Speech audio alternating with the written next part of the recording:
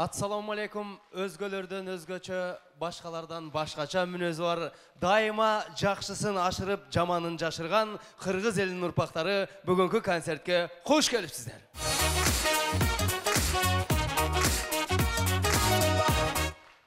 Ордолу Ош шаарынын тургундары, сиздер деген эми бир башкача элсиздер, мындай берекелүү жер, тарыхый жер, анын үстүнө дагы мындай мамилеге дагы башкача элсиздер, мындай жылмайып жүрөсүздөр, ким жолукса да чай ичебиз дейсиздер, мындай кандай сон.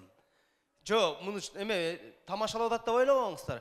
Чай ичебиз деп анча-мынча кишинин духу жетип айта албайт. Сиздер дайым айтасыздар. Ошон үчүн биз сиздерге да айтып коелу, концерттен кийин арт жакка өтүп чай ичип кетиңиздер. Кол чапкан коноктор 1000ге чыксын дейли. Кол чапканга жетишпей калгандар 500гө чыккыла. Айтор көп жашаңыздар, урматтуу коноктор. Жашоодо жакшы күндөрүңүздөр көп болсун. Келиңиздер, олтуруңуздар, орун алып алыңыздар. Биз акыркы учурларда ушунчалык шашылыш жашап атабыз, бирок негедир жетишпей атабыз эчтекегечи. Мында көчөдө деле мында эркин жүрбөй калдык го, шашып эле бул жакка өтүп кетип, нар жакка өтүп кетип, бири-бирибизди көрүп калсак деле, кандай деп койлу кетип калып эле, үйгө барсак деле бир жерге отура албай эле, нар комнатага кирип, бер комнатага кирип, телевизор көрсөк деле бир канал көрүп эле, пульт алып алып которуп эле тестестен мына. Шунчалык шашылыш жашап атабыз. Шашып атып келгениңиздер ушу, биздин дагы шашып атып баштаганыбыз ушу болду. Туп-тура 1 саат кечигип баштаганыбыз үчүн кечирим сурайбыз. Кечирип коесуздар. Бүгүн эми бул концерт тартылат, могу камералардан коркпоңуздар, мындан ыштараф келбейт. Бул только эле мындай концертти тартат, анан жашынакай күлүп отуруп эле камера карап калса эле мостоюп калбаңыздар. Себеби эртең интернетке чыгат, телевизордон кетет, анан тааныштарыңыздар көрүп калса айтат да, "Ого, кече Бештапанын концертине барып жүрөгүң чыгып калды, деп отурсуң го. Ошентип барбай эле койбойсуңбу?" деп айтышы мүмкүн. Ал эми мындай күлүп жайнап отурсаңыздар, тааныштарыңыздар айтат, "О, маза кылып, салып келипсиздер" деп айтат. Акыркы учурларда өзү концертке деле 3 вариант менен адамдар келип калды. Биринчи варианттагылар булар афишаны көрүп, рекламаны көрүп, "О, концертке барып, бир эс алып келейин" деп, жалгыз келгенден зеригип шерик издей баштайт. Анан мындай карайт дагы, "Жүр, мен барып кетчи" дейт го. Анан, "Мен төлөйм, бас" деп алып бас бересиздер го. Ошо ээрчип келгендер концерт менен такыр иши жок болот да, отурушушунда. Тигини капталга бир коюп коюп, "Мунун качан бүтөт? Ушул акчага эт алып алсак болот беле?" деп эле бир эле сүйлөп. Ал эми чындап келген көрүүчүлөр мындай чыккан эле билинет да, мындай жайдары, кудул сүйлөп атканда күлгөнгө даярданып, образга кирип, бар токтоп, мындай бир башкача болот. Айтор кандай вариант менен келсеңиздер дагы бүгүнкү концертке дагы бир ирет кош келипсиздер, урматтуу. Кыргыз эли оригиналдуу эл, кыргыз эли такыр башка элдерге окшобойт. Кыргыз эли биз ушунчалык бактылуу элдердин катарын толуктайбыз, себеби биздин ата-бабалар жашабаган жер калбаптыр. Бозийин жүктөп алып, көзүнө кайсы жер нормальный көрүнсө ошоко барып бозийди тигип жашап, чото бул жерде чиркей көп экен, жүргүлөчү тияка барып жашайбыз деп нар жагына барып жашап, ал жакта жашап атып, биякта чото суук болот окшойт, жүрсөңөр бияка барып жашайбыз деп атып, дүйнөнү кыдырып жашап көрүп, төгөрөгүн төп келишкен 4 мезгил өз убагында болгон, татынакай берметтей болгон Кыргызстанды бизге мурас кылып калтырып кеткен ата-бабалардын урматына бир кол чабуулар болсун.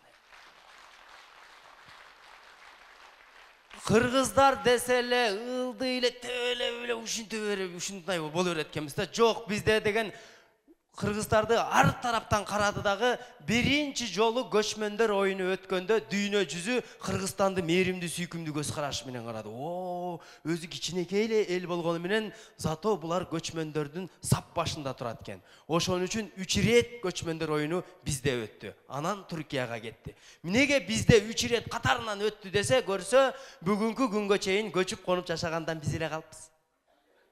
Калгандар отурукташып бүтүптүр. Мына шаарда деле карасаңыздар, мында башкалары бир эле жерде жашап атат. Ушу биздикилер эле портерге жүгүн жүктөп алып эле наркы районунан берки районго көчүп кетип эле, наркы подъезден берки подъездге кирип кетип эле. Үй салсак дагы көчкөнгө ыңгайланыштырып, 2 этаж үй салып, жанына веременке салып коюп, мындай нары бери көчүп турушубуз керек да, биз мында бир жерде жашай албайт экенбиз.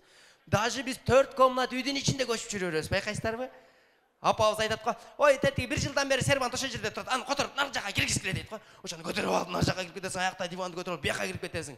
Шунчалык көчүп конуп жашаганды жакшы көргөн, көчмөндөрдүн сап башында турган кыргыз элинин жаңы жылда ийгиликтери көп болсун.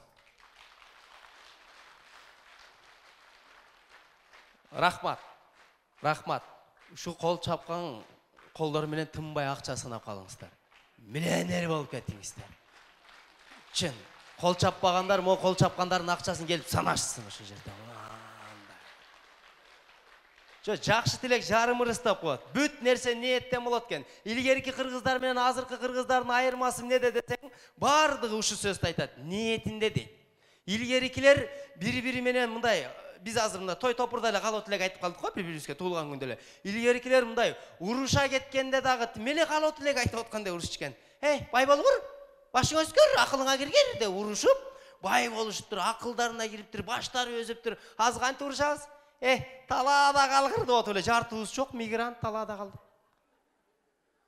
Атчан бирөө айылды кыдырып чапса, эч ким жаман көрчү эмес экен. Үйүнө аман эсен жетип алса экен деп амандык тилеп, аман эсен жүрүшкөн. Азыр аттын ордуна машина колдонуп калып, машина менен зуу деп бирөө өтүп кетсе, аман болсун деген киши жок. Өлөт экен, мына өлөт деп атып эле, ошону көрүп атыпбыз жашообуздачы. Илгери апаларыбыз дагы аталарга башкача мамиле кылчу экен, мындай байым келатат. Байым келатат деп аталарга мамиле жасап, бай болбосо дагы байдай жашап өтүп кеткен экен. Азыр кантип эркелетет? Эркелетпейт, наоборот, кичине кыйшайып басып калса эле, тиги шүмшүк келатат дейт го. Ошентип эле шүмшүйүп калдык, баарыбыз эле мындай болуп. Илгери балдарды эркелеткенде дагы башкача эркелетчүкен, мындай эркелетчүкен, мындай баатырым, жолборсум, элбагарым деп ушундай эркелетип, ниетине жараша баатыр, жолборс, элбагар балдар тарбияланып. Аз кантип эркелетебиз? Күчүгүм эле күчүгүм деп атып эле күчүк болуп калдык го, шыйпаңдап эле баарыбыз ушундай. Көрсө бүт нерсе ниеттен болот экен туугандар. Мына могул Кыргызстанда деле жашап атабыз, мындай чоң шайлоо болот, мындай шайлоо жакындап калды. Биз шайлоого келгенде өзүбүз шайлайбыз дагы, кызмат ордуна кеткенде эле артынан тура эмес ниет кылат экенбиз. Жейт, жегени баратат. Алтайга чакачан деп атып, алар барат экен дагы сүйлөшүшөт экен. Карапайым эл не деп атат десе, не демек эле жейт деп атат десе, калкайса калп айтпайт деп жеп коюп атат туугандар. Ошон үчүн мындай иштейт экен деп мындай жакшы ниет кылыш керек экен да. Любой кыргыздын алдынан чыгып, азыр суроо берип, Кыргызстандын келечеги кандай десең, болбой калды. Бу кечте болбойт деп атып эле мындай индустардай мамиле жасап калдык да, биз өзүбүздүн өлкөбүзгө мындай башкача болчу мындай. Келиңиздер бир жакшы ниет кылалы. 2020-жылдан баштап Кыргызстан өнүгүүнү көздөй сапар алып, 2025-жылы бардык карыздардан кутулуп, 2030-жылы ар бир кыргыз булактын башында эле суу сатып, миллионер болуп жашап калат экенбиз деген жакшы ниет менен баштайт. Келиңиздер, күндүзгү кылган ишиңиздер түнкү уйкуңуздарды такыр буспасын деп, биз концертте баштадык. Колча,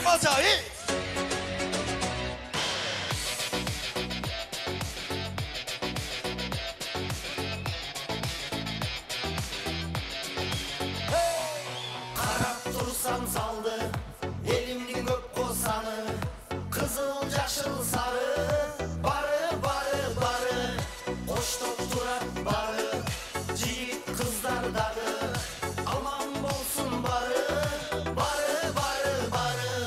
жүрөгүм менен молодой, досторум менен золотой, күйөрмандар дорогой, колча коштоп кой.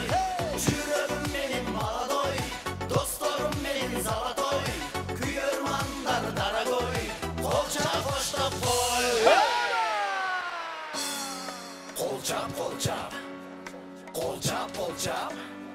Колчап, мооларын кантет. Абирөлөр ар жака кел деди, абирөлөр Ысыккөлгө бар деди, Таластын кыздары зың деди, Жалыбаттын кыздары тың деди, сулуу кыздар Өлүксарда бар деди, Оштун кызы майдаматты көп жейби, Чүйүбүздүн кыздары өптейби, Бишкектин кыздарын өптейби. Ушундайлар чийтесинби? Күйөрмандар кайда?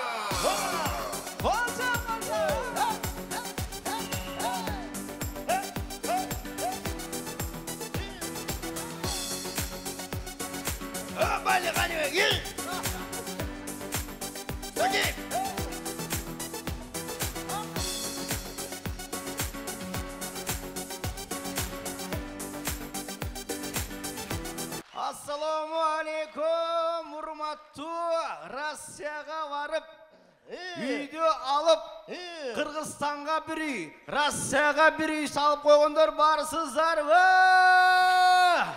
Боп кеткендер! Assalamu alaikum hurmatlı taksistler. Aldı boş, şoför coş. Otursan hele gete üstü altına oturguzu alıp birinci klienti arkasına şaşpay 3 klienti alıp andan keyin altıda oturganda arkaga oturguzu alıp durup anam Bişkek'e kattagan şoförler amansızlar mı?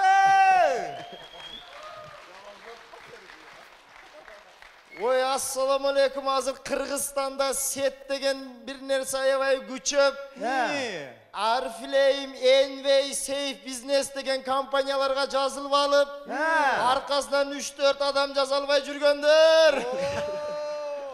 Kandaysınlar?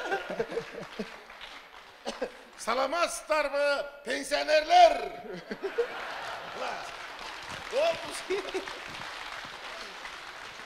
Kanday gitti ya. Salamasыздарбы? Залда отурган жалпы тигүүчүлөргө өзгөчө салам айтыш керек. Себеби тигүүчүлөр жок болгондо муногу бешөөбүздүн акыбалыбыз кандай болмок?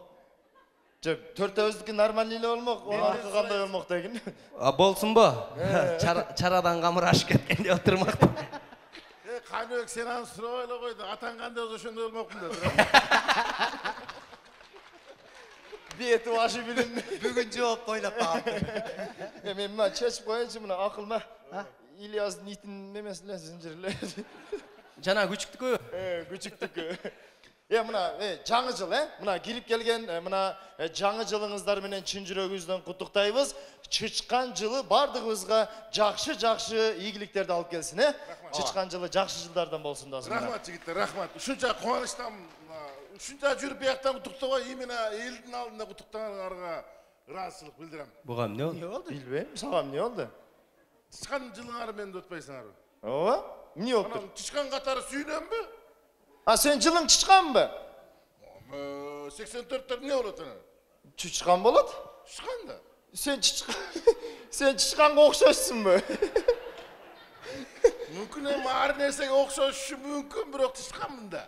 Жо, sen чычканга окшобойсуң досум сен. Sen жылың мына мисалы үчүн мындай кебетеңе жараша мындай доңуз болуш керек эле да. Турачы. Кама. Ey, doğunuz menmin. Ne men жылым ага жармаштырып атасың? Жо, өкөңөр алмаша болбайсыңарбы? Сен чычкан бул доңуз боло болбойбу? Жо, мен эмнеге чычкан болушум керек? Мен доңуз жылында туулгам, доңузмун мен. Sen doңузсуңбу? Ооба. Эч жериң доңузга окшобойт досум. Эмнеге окшобойт? Кышы жайы мергенчилерден качкан доңуздардай го. Жок, диета кармаган доңуздар деле бар.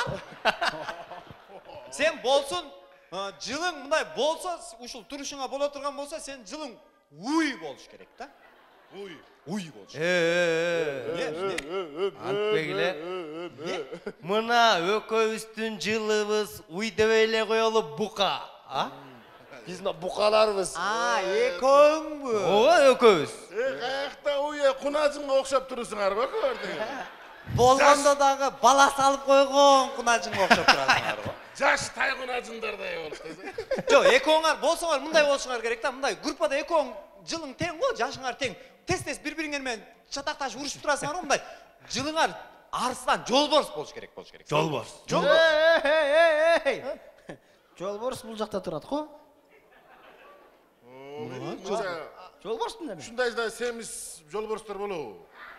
Жок, болот, боке, болот. О, площадьта азыр сүрөткө түшүп атат го, жасалма жолборс, ошол. Келе сойсы, концертти баштайлы досум мен. Жаңы жылыңыздар кут болсун, үйүңүздөргө кут берекет болсун, жашооңуздарда жакшы күндөрүңүздөр көп болсун. Кудайым сиздерге бул жылы түйшүктүн кыскасын, өмүрдүн узунун берген болсун. Ал эми бүгүнкү концертибиз бизге кут болсун. Ал эми сахнада Стакеев болсун.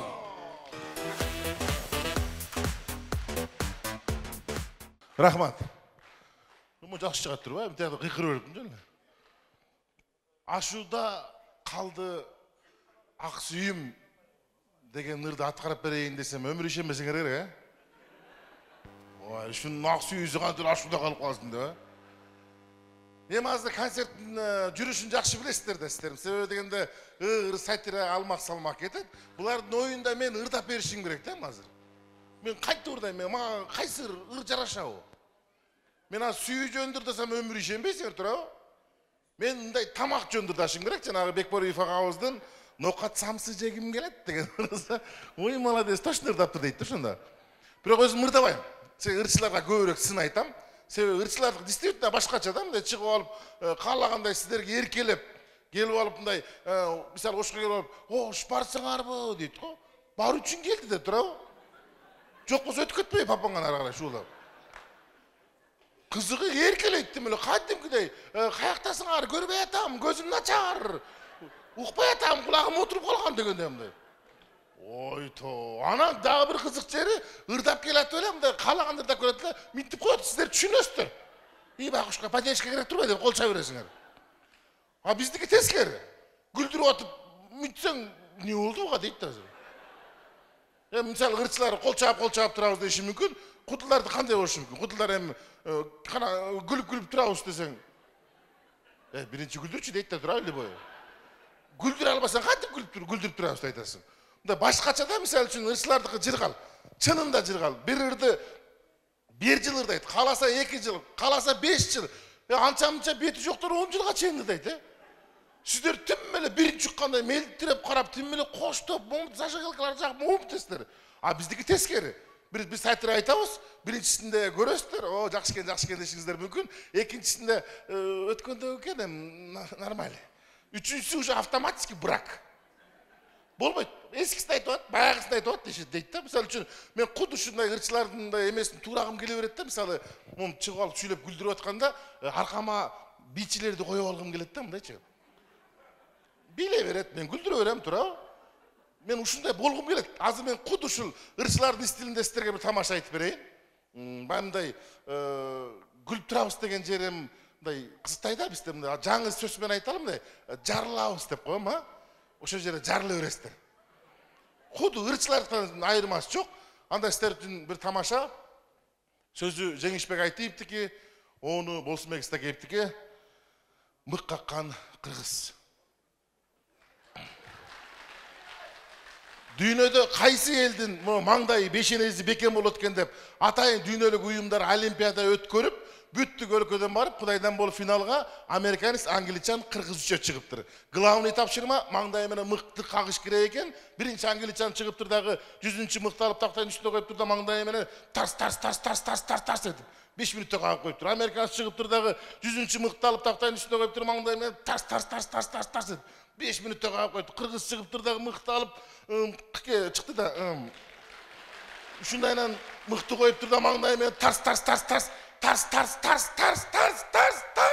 маңдайы канап болбой тарс деп көөгөрү уруп атып 1 саат дегенде кагып коюп тур. Судья келип карап эле ура! Кыргыз жеңди эле кыргыздын колун көтөрсө, американец менен англичан чыжалап кетти.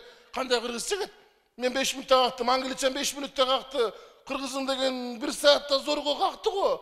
Десе судья айтып коет, карасаңар, кыргыз мыкты тескерисинен кагып өрүптү деп. Жарылдык.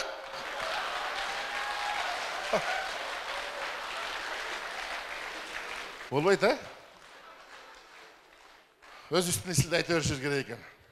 Жарылдык, мен өткөндө аябай күлдүм. Аябай, мисалы, мурункулар минтип айтышчы, мисалы, бизден улуу агаларыбыз айланайын күлүп атып, боорубуз эзилип калды дечи эле да. Азыр жарылып калдык дейт. Бул күлүп аттык деген сөз экен да. Заманга жараша ар нерсе сөздөр жаңырып берет экен. Мисалы, азыр Кыргызстанда деле жаңы сөздөр бар, кыргызча эле, бирок мааниси башкача. Мисалы үчүн, менден улуу 30 жаштан жогорку агаларыбыз көчөдөн бир жашнакай кыз көрүп калса, мындай нукура, адабый тилде эле суктанат, карап алып, охо, карагыла, жашнакай кыздар экен. Азыркы жаштар антип суктанбайт. Айрыкча мына өспүрүм, переходный возрасттагы жигиттердин өзүнүн тили бар. Бирок кыргызча эле. Ушундай сургуз көрүп, ушундай катып, айбан экен, Айбан экен. Айбан деген бул бир шариге жетпеген адам. Аны биз түшүнсөк, түшүнбөсөк деле братандардан корккон үчүн, братан айбан экен дей беребиз. Дагы бир сөз бар, аны сиздер деле сүйлөп калдыңыздар. Мен деле сүйлөйм, бирок эч ким ушу күнгө чейин маанисин түшүнбөйт. Кандай жана сага жактыбы десең, зыңк экен дейт. Зыңк эмне өзү? Мен оюмча момундай эле бир капкатуу бирдек болуш керек, 2 жыл мурда таластык туугандардын ушундай бир прикол чыкты. Az бүт Кыргызстан бул приколду колдонуп сүйлөп калышты. Ушундай бир кыргыздын суп-сулуу кызы, көздөрүн бакырайт, чачтарын чубалжытып, ак кудай болуп, көздүн жоосун алып ушундайынан өтүп кетсин, аркасынан карай, "О, теке го" дейт го. Теке деген эчкинин эркеги.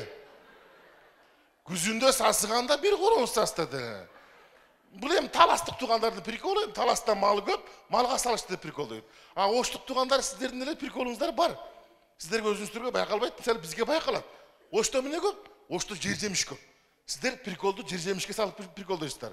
Либо оштук досуңуздар болсо, мисалы бизнес кылып аткан болсо, барып, кандай иштер жакшыбы десең, иши жакшы жүрүп аткан болсо, досум, кудай берсе, биягы малина дейсиздер го. Малина бул жей турган нерсе. А кокус банкрот болуп калган болсо, иштер кандай десең, иштер накит болду дейсиңер.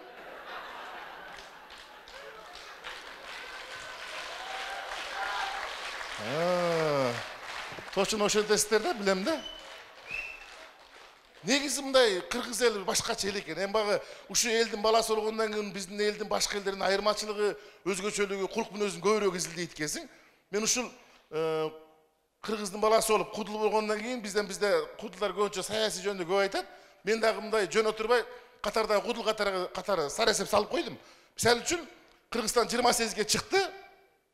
5 падыша башкарды Кыргызстанды. Ар бир падыша эл башына келгенде кыргыздын кулк мүнөзү ошо падышага окшой берет экен. Байкасаңыздар, Кыргызстан азыр 28ге чыккан бала. Кыргызстан жаңы төрөгөндө Аскар Акаев кабыл алган. Ошо кезде билесиңер, мындай жаш болчук, жаңы төрөгөн бала мамлекет биз пенсия пособиянын ордуна кургак чай, самын берчү турабы? Эчтеке дебей ала берчүк. Бала болчук да. Бала каяктан билет эмне берип атканын? Ала берчик 15ке чыкканда Бакиев эл башына келди. Уже Кыргызстан 15 жашка чыкты. Переходный возраст. Бардык маселени муштум менен чечтик. Анан 20га чыктык. Анан аңгыча эле Кыргызстандын башына бир аял киши келип калды. Же баягы 18-20га чыкканда мындай бир переходный возраст болду. Бирөөнү сүйүп калдыбы? Бир аял киши аралашып кетти. Сүйгөнүнө жетпей калды окшойт. Бер жагы 6 жыл иштик турабы? Анан эми ошондой кезде таң көрү кайып болуп болгондой бетке балп айттык эле. Кудайга шүгүр, багы көч бара түзүлөт экен. Азыр мына 27-28 жаштан бери Кыргызстан токтолуп намаз окуп калдык, Кудай берсе. Я беш. Жакшы болот туугандар. Сапар Зулантабыз сахнада 5 табан.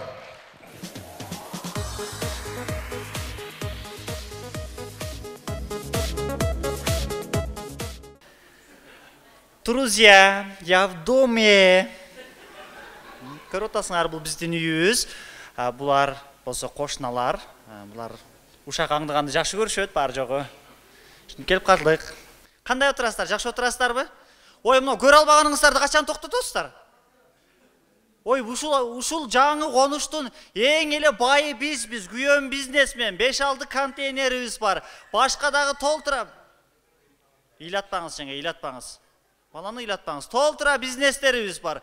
Анан ушу жаш кезимде күйөөм айтат эле, "Ой, азыр жашсың, сүйүбүз күчөп турган мезгилде ой садак болоюн, төрөп алсаңчы жаным, төрөп алсаңчы" десе, "Жок, болбойт, фигурам бузулат" деп атып, бир бала оюнчак алып кетип, "Эми төрөйүн" десем күйөөмөн дайын жок болуп атат. Төрөш керек болуп атат. Бир эле бала менен калып кеттик. 5-класста окуйт, же тартиби жок.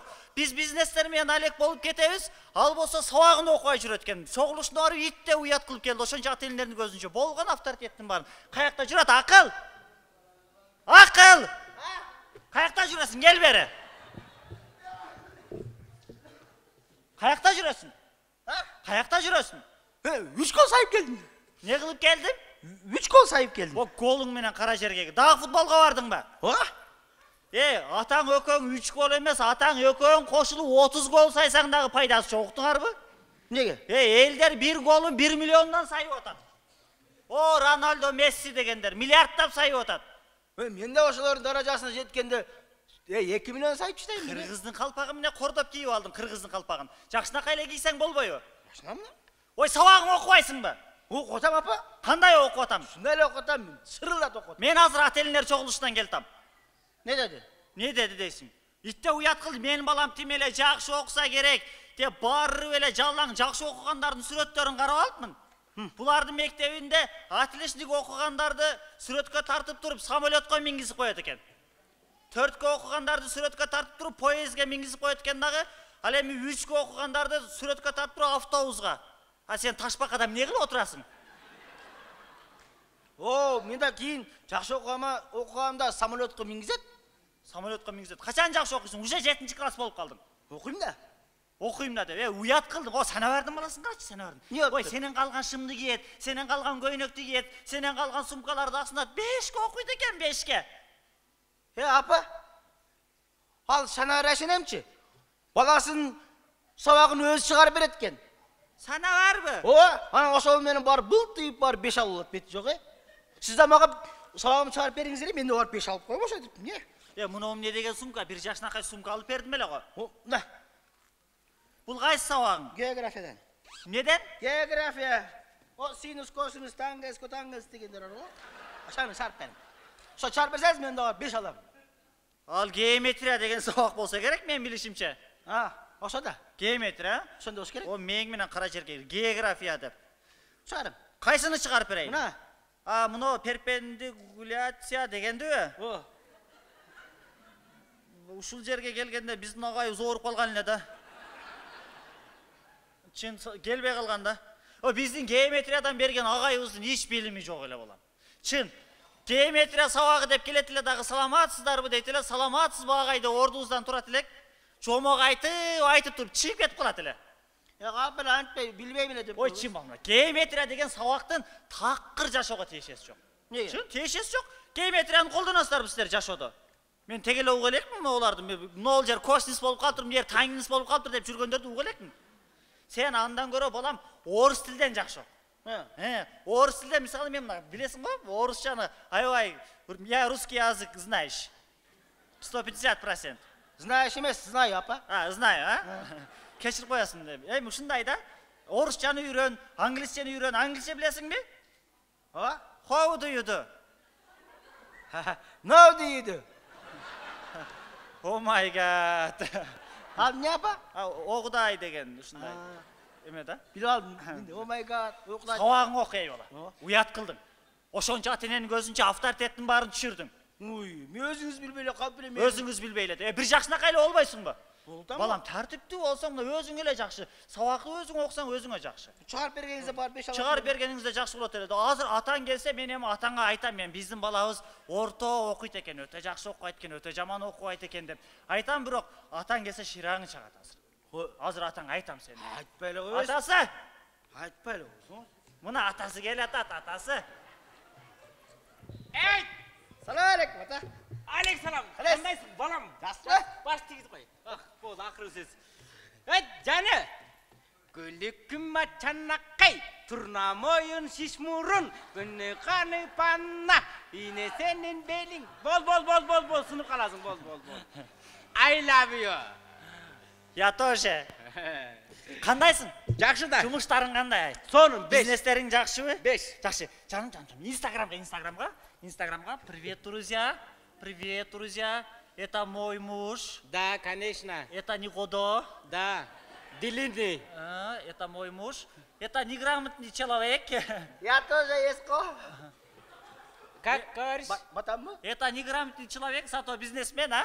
Да, правильно говорит. Вот это... Эмне ол, айт. Ой, мальчишки. Мне проблема болот үйдө. Ой, проблема болгону мындай.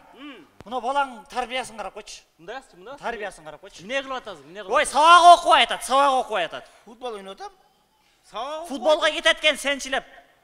Тобун көтөрүп алып, мен гол сайышым керек деп. Ой, сабак окуса болбойбу? Чогулушунда бардым, ата-энелер чогулушуна мектепке. Не деди? Ой, итте уят кылды. Мен өзүнчө жасанып тимелей теңиме албай баргам. Барсам жанагы эле ана временкада жашаган Санабардын баласынан төмөн окуйт турбайбы? Не начар окуйсуң? Жакшы эле окуйм апа. Кайсы сабакты билбей атасың, кара? Ой, геометриядан билбей атыптыр. Ой, мен чыгарып бердим, бир эле мисал калды, ошону чыгарып берчи сен. Не деген сабак? Геометрия. Ушундай сабак болуп калганбы азыр? Илгертен бери эле бар мындай сабак. Апа, сиз ата биринчи тетрадь тоң кармагыңызчы мындай. Bilimdi kişiге оң тетирин айырмасы канча. Так, биздин убакта мындай сабак жок болчу. Жаңы кирген программа окшойт да, мен муну үйдөн барып карап түшүнүп анан сага үйрөтөм. Карма. Кайсы үй? Сен үйдө турасың го, сен соо эмессиң. Сен соо эмессиң Кодорго. Ата. Анан көрүп билбейм эле деп койбойсузбу? Жок, мындай сабак мен башым орутпайм мындай анча-мынча майда сабактаргачы менчи мындай. Чоң-чоң окуп көнүп калган мен өзүмчү мындай. Менин фундаментим туура эмес түзүлгөн экен да. Неге? Мен туулганда эле туура эмес туулуп турмун.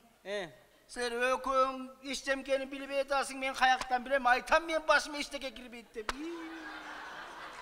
Бала.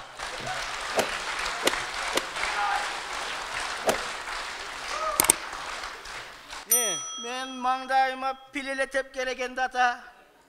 Өзүңүз жакшы окуган эмес экенсиз. Жакшы окуган бир нормальный аял албай элеңиз ата. Между прочим, мен билимдимин атаңа караганда. 9 жерде 9'un 81 болот балам.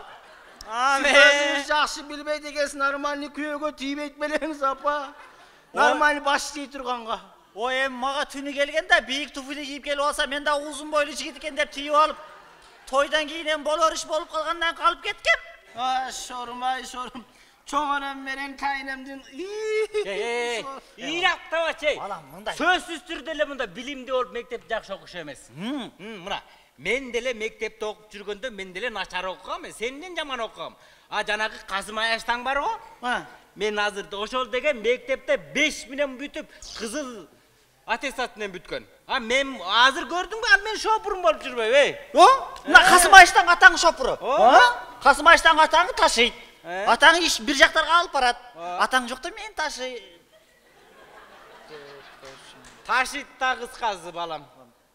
Ошол сен ошондуктан эч убакта ойлонбой бар бер бол. Окуй эле коеюн ба? Окуй эле. Сен андан көрө бизнесмен бол. Бизнес. Сен математиканы эле жакшы окуп алам. Сен мындай кылчы, миллионго чейин эсептегенди үйрөнүп алсаң, акча эсептеген удобный болсо болду, калган нерсенин кереги жок. Анан мен чоңойсом атамдай болом, Окуй эле коеюн ата. Сен чоңойбосоң деле атаңан чоңсуң балам. Бар бер. Чоңоюш не обязательно.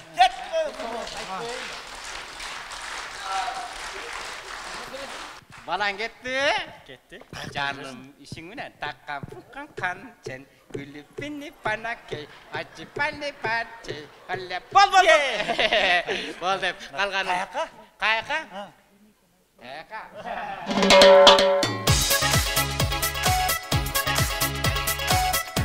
Беш табан кудулдар тамаша тобу.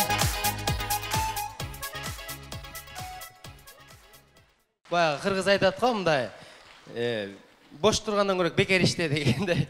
Мындай иштеп туруңуздар. Азыр сиздердин алдыңыздарга биздин Татынакай ырчы кызыбызды чакыралы.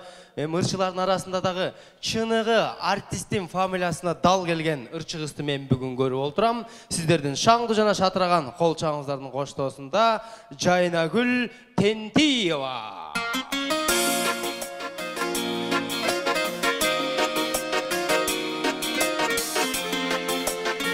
Кутмандуу кышоо кечиңиздер менен келиңиздер. Кол чап шаңдырап отурабыз.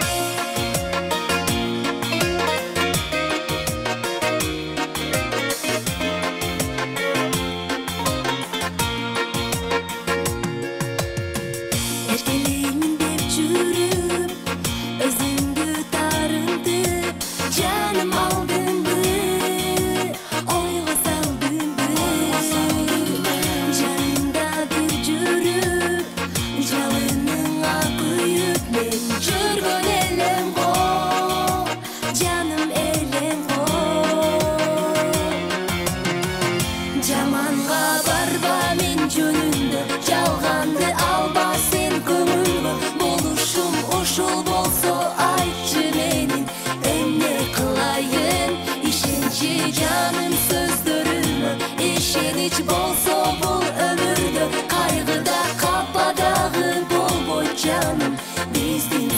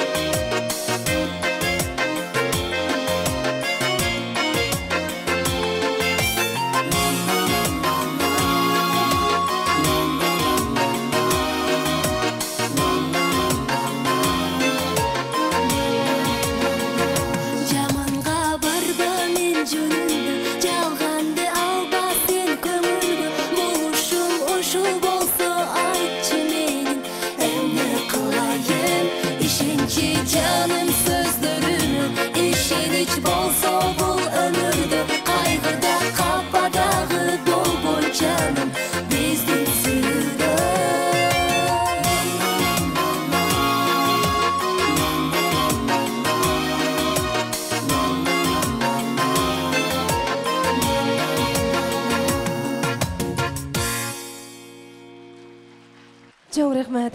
Ардайым бар болыңыздар, аман болыңыздар. Барыңыздарды кирип келген 2020 жаңы жылыңыздар менен чын жүрөгүмдөн куттуктаймын. Ардайым жергебизде токчулук болсун, молчулук болсун, тынччылык болсун. Жана ар бириңиздерге ден соолук каалайм. Бар болыңыздар, аман болыңыздар. Сиздер үчүн кайрадан жагымдуу чармалар жаңырсын. Сиздер үчүн кабыл алып коңуздар. Сен гана деп атасың. Шаңдырат, кулчап, ордуңуздарда билеп отурсаңыздар болот. Kayradan canım men gana, suygun jarım sen gana. Senden başka hiç kim yok, yüreğime gel gana. Kayradan canım sen gana, suygun jarım sen gana. Senden başka hiç kim yok, yüreğime gel gana. Aylana sen barkin düğüne, sen bol bolsun derdine. Sunsan kolun jetebi, jarığı bar can düğüne.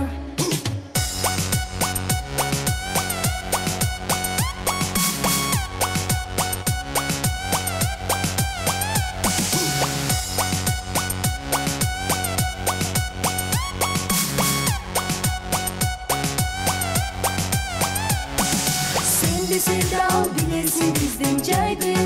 Özün bolu kaygı, albasan dağı sen asmanda yıldız aydı. Adım sana candı, katlarım kanat özüme karay caydı. Eviyaya baytko, güntünü gütkon bakıtım benim sensin. Yüreğime beraber, kayradan canım ben gana. Suygun jarım sen gana. Senden başka hiç kim yok, yüreğime gel gana. Kayradan canım sen gana, suygun jarım sen gana. Senden başka hiç kim yok, yüreğime gel gana. Aylana sen barkin düğüne, sen bol bolsun derdine. Sunsan kolun jeteri, jarığı bar can düğüne.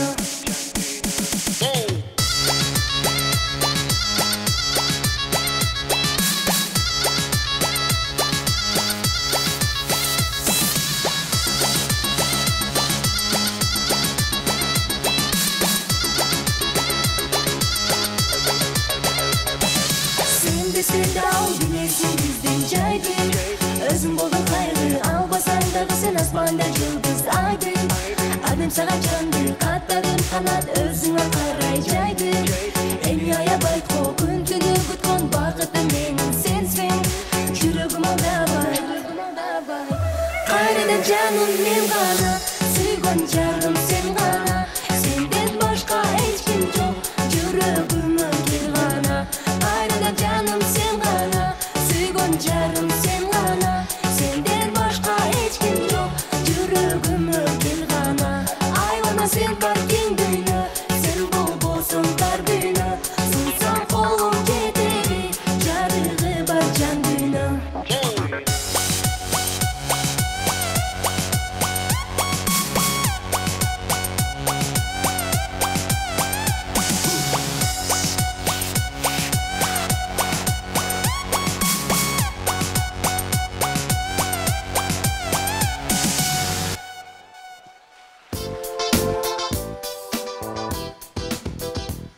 Жайнагүл Тентиева.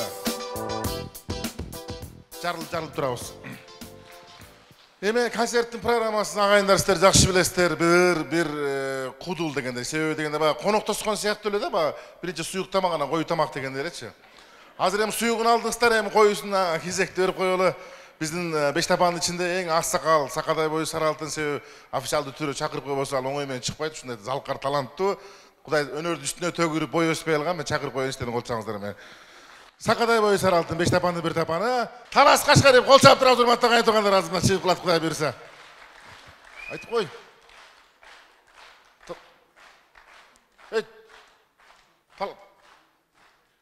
Талас чакыр. Чакырып койчу. Кана Талас. Жок.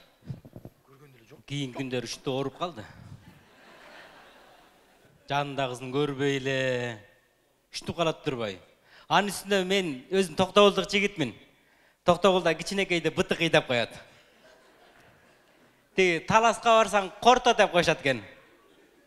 Нарынга барсаң, эй, Кенедей дейт. Как будто мен алардын канын сорап аткансычы. Баткенге барсаң, Кальта деп коет. Тилим да жакшы келбейт негизи. Ошко кезең, ей, пакана дейт. Чүйгө барсам маленький дейт. Зато үйгө барганда келинчегим сладкий дейт. 3 балам бар, алар сиздерге окшоп шаттырат, кол чагып коша турматы бир тугандар. Рахмат. Анын үстүнө көпчүлүгүңүздөр эле көрүп айткан болушуңуздар керек. Ошондуктан мени издей берет да, мен негизи планым боюнча башкача эле да мындай. Iya. Мына. Көп эле экенсиздер го. Мен жанагы алдыңкы катарда эле көрүнүп атканда магачы көрсө көп эле туруп, артта дагы орундар бар турбайбы? Жакшы болуп калбады? Бардыгы суп-сулуу эле көрүнүп, а? Кандай сонуна бою узун болгон. Карачы, көрүнгөндө дагы тим эле сулуулук көрүнөт го, көзгө Аяз атын сулуулугу ушунчалык көрүнөт. Аяз атын эмне үчүн мынчалык сулуу жараткан десе, көрсө эркектер аялдарды сүйүш үчүн Аяз атын сулуу кылып жараттыр.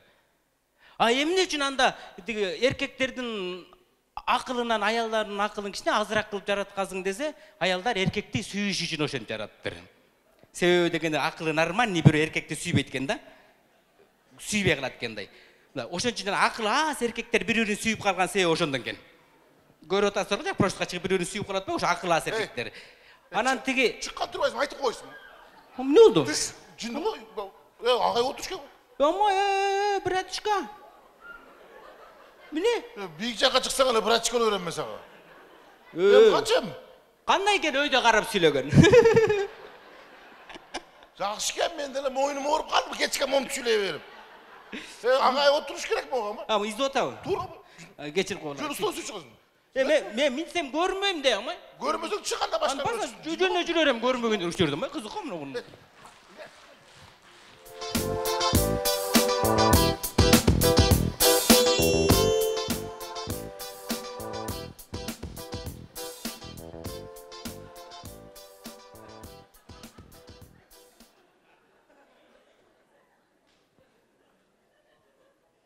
Мен киммин? Кокус араңарда мен ким экенин биле тургандар жокпу? Мен өзүм жоготуп коюп таппай жүрөм. Кокус араңарда билгендер болсо айтып койгула, сен ошосуң деп. Кече атайын телевиденияга бардым, өзүмдү жоготуп коюп, мен таап бергилечи деп.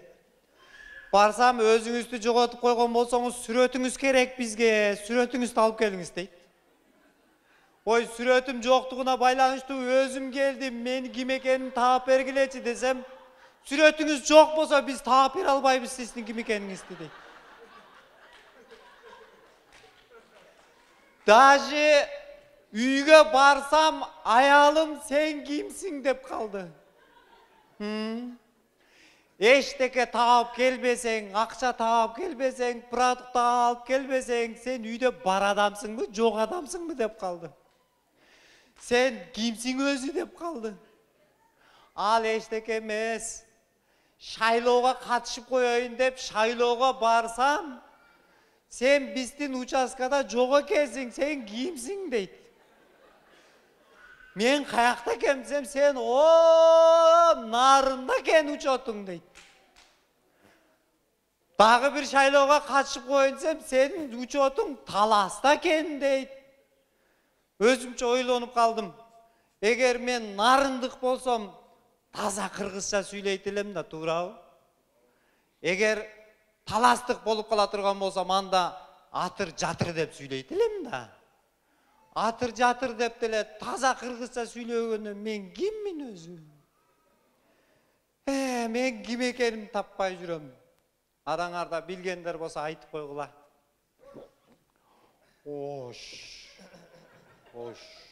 Ооба. Ассаламу алейкум. Iya. Кандайсыз? Алейкум салам, жакшы. Ой? Атаң кандайсыз? Ким дейт? Ата дейби? Мен атаңмынбы? Айланайын, siz менің атамсыз ғой, не? Мен башқаша тосып алады деп ойладым эле сізді. Не танып айтасыз? А сен кимсің? Айланайын, мен сіздің балаңызмын да. Сен мен баламсың ба? Балаңызмын да. А сен мен балам болсоң, а ушул убакка чейин келип кабар алат элең го. Эгер сен мен балам болсоң, мен ооруп жатканда келип кабар алат элең го. Ата эмне болдуңуз? Ата кандайсыз деп дары алып келип берет элең го. Эгер мен балам болсоң, ооруп бир тамчы сууга тамагым кургап жатканда келип оозума бир тамчы суу тамызып коюп, ошол тамызган сууң мага океандай болорун сезет элең го. Эгер сен мен балам болгонуңда тез кабар алып жаныма келип акыбалымды билип турат элең го.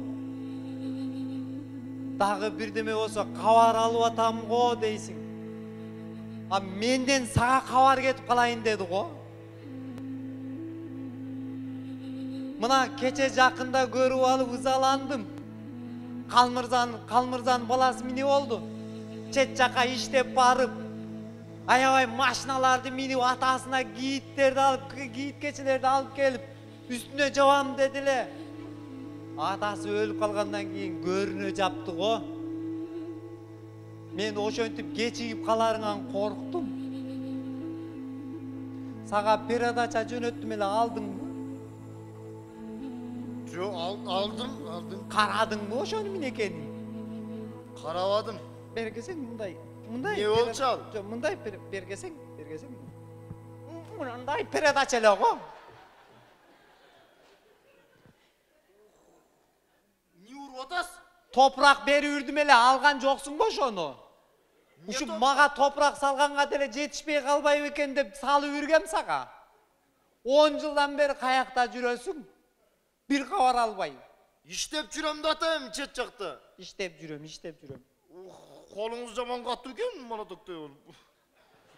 Кабар алып койсоң болот, кабар алып атам. Эгер сен менин балам болгонуңда азыр мен менен жанымда отурат элең да. Кайра чет жака кете бербей.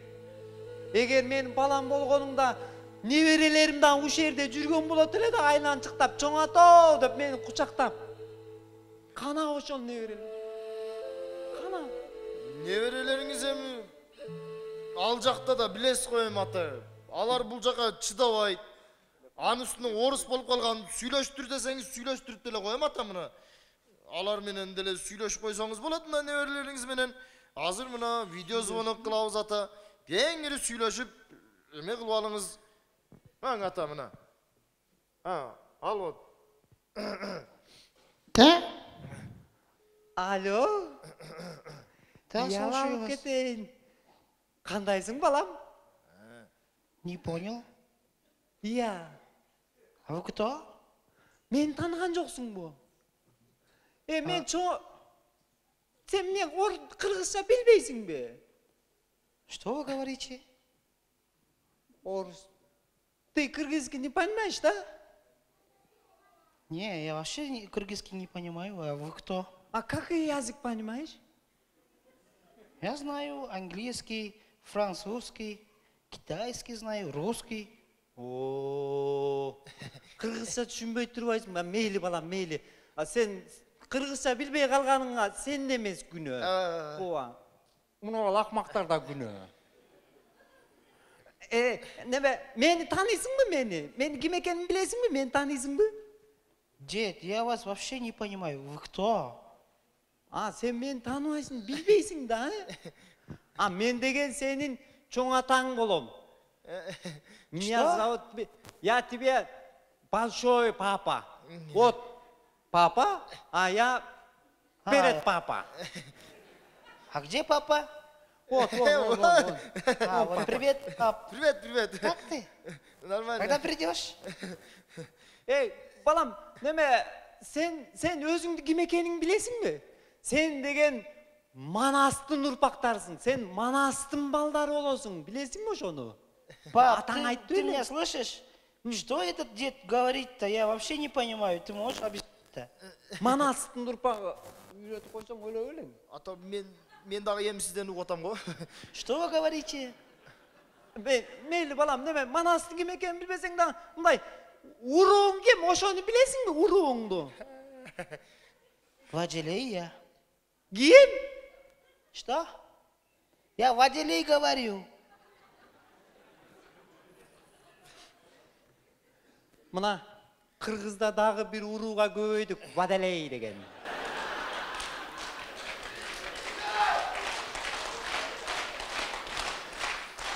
Meyli sadaka olayım balam, gelsen anam bağırın beni özüm üretem sağa. Пока. Mayli. Kayra çalıp bir saatini sürap koyunca ne verem atı giymele özüm. Ne verеңізді атын білмейсіз байланайын. Сұраң өзінен сұраң ата. Balam, atın kim senin? Орысша сұраң. Как тебя зовут? Меня зовут Конор. Konur? Нет, Конор. Конор. Konur. Kansadan Kırgızçaga okşoş eken go. Konur. Ananayın. Meyli gelsin anan giyin, esan aman görüşөz. Конор деп жаңағы мұшташқандардың атын қойып алған Конор депче. Бұл Конор үйді. Мен үші Конордың баласы. Çet жақта iştegenin bolor ema. Ем ата ем тиричилик екен да. Тиричилик. Негізі қырғыздың мақалы өте тура екен ата. Атаның ойы балада, баланың ойы талада деп бекерінен айтылған емес екен. Вот. Мынакей, апаңдағы саға көзі төрт болып күтіп олтырат сені. О, ата. Маған не алып келдің? Сізге жаңағы заказ. Ошақы? Апаңа көрсетмей жоқ. Болды ата. Мен апаңа сүйіншілейін, жүр балам үйге келелі. Отырайлы ата. Отырайлы. Мен дағы сізді жаман қатты сағындым ата. Сағындың бі? Сағындым ата. Мен бар бекем. Бар екенсіз ата. Құшақтап қойбайсың. Құшақтап қойын жата. Sağınıp ata kendimin Sağınıp sarılıp çürümün alыстап sizden Atakem berekem sağındım o sizde Baramın buyursa ayılgan Kanibek Razıkov, İlyas İmanaliyevтер болды. Келіңіздер, келечек жаштардың қолында деп дайым айтылады. Қазір сіздердің алдыңызда да келечектегі Қырғыз эстрадасында Гүлнұр Сатылғановадай бола тұрған Татнақай Жасмина деген кичинекей ырчы қызыбызды шақырып қойдық. Қол чап, қоштап қоямыз. Құтманды кесіміздер мен күлкі көрімандары кіріп келген жаңы жыл жақсылықтардың жылы болсын. Мен атқарында сіздерге жағымды өрбелек қабыл алып қойыңыздар.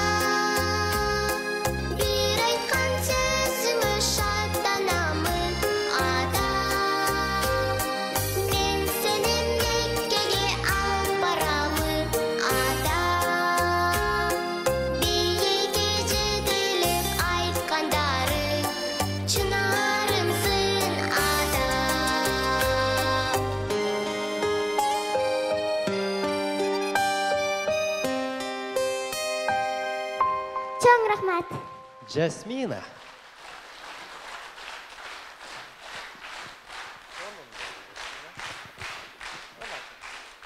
Bir üç kempir maqtanat imiş. Ой, мен чалым аппетиті шумдық үле, жарты қойдың етін өзіле жеп қойытылы десе, екінші кемпір айтады дейді. Ай, сен чалың аппетиті анша деле жоқ екен. Мына менің чалымдың аппетитін айт, селый бір қойды жеп қойчу. Десе, үшінші кемпір айтып бат дейді. Өкіңардың чалыңар жашпалы әлі сияқты тұрбай. Мына менің чалымды айт, селый бір халқосты жеп қойғанды қойды. Үш чалды жоқсыздар, ал отырыңыздар. Келдіңіздер еме тойдағы көрініштер болды. Аз сіздердің алдыңыздарға шақыра тұрған инсан Қырғыз Республикасының маданиятына емгек сіңірген ишмер, жазушылар союзунун мүчөсү, биздин агайыбыз, чыныгы саяпкер, чыныгы устат Рахман Разыковду чакырабыз.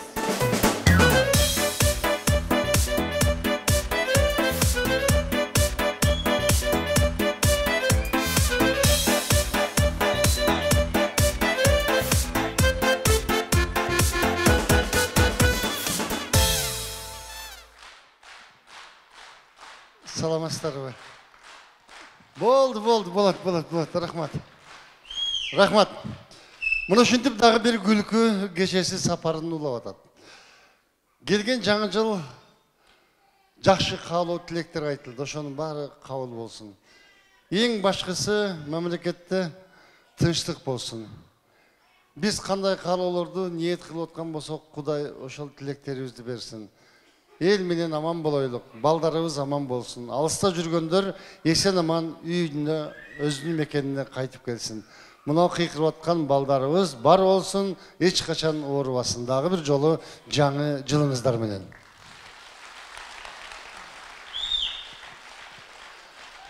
Рахмат. Еме бұл долбор менің долборым, ары бір айдың 6-сы деп атылады, аны білесіздер. Мына 2 жылдан бері ЛТР қоғамдық телерадио компаниясының қолдаусымен біргелікте ушул проектті елге жеткізіп келатам. Білесіздер, худулдардың азыр муын алмашы атады. Мұрдағы муын кетіп, ордына жаңы муын келетады. Бұл балдар сахнаға шыққанда мына 20 жылдап жақындап қалса дағы, мен үшін бұлар жаш балдар. Бұлардан чоңдары, білесіздер, аяқта азыр концерт қойып атшат.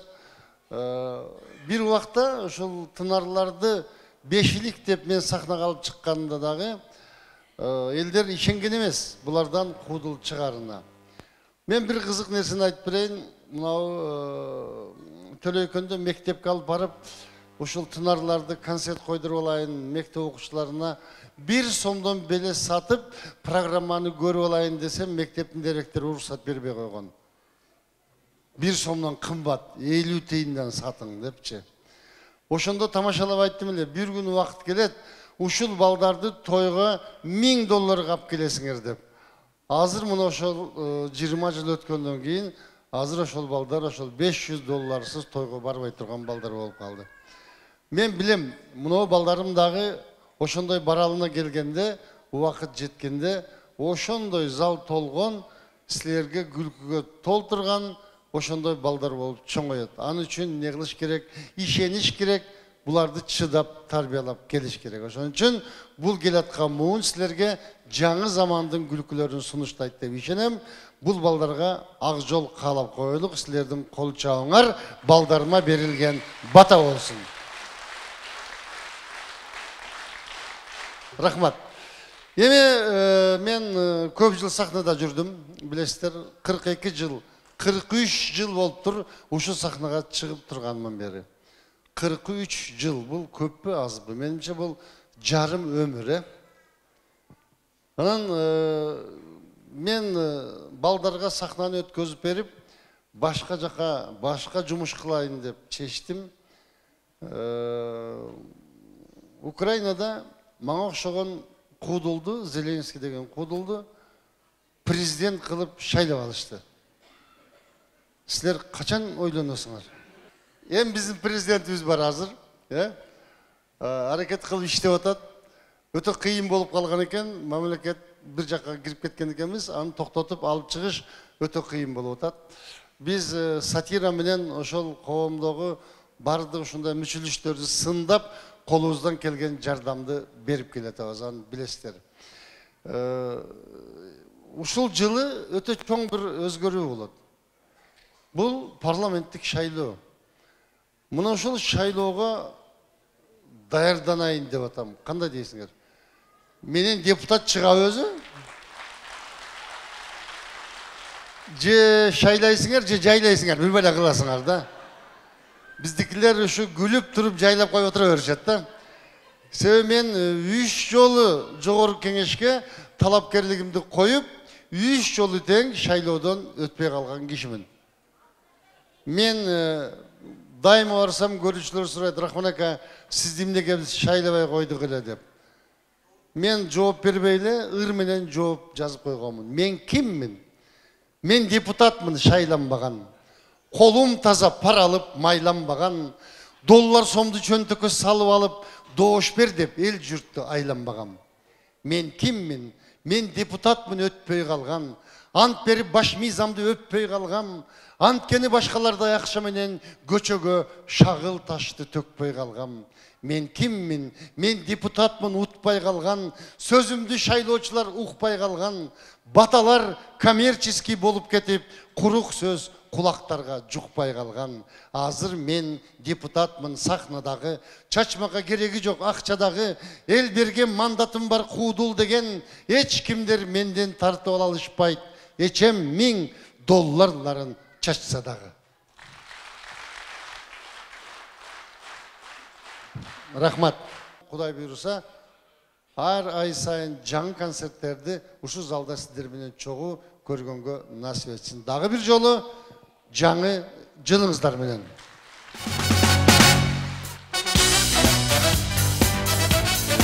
Рахман Разыков агайыбыз.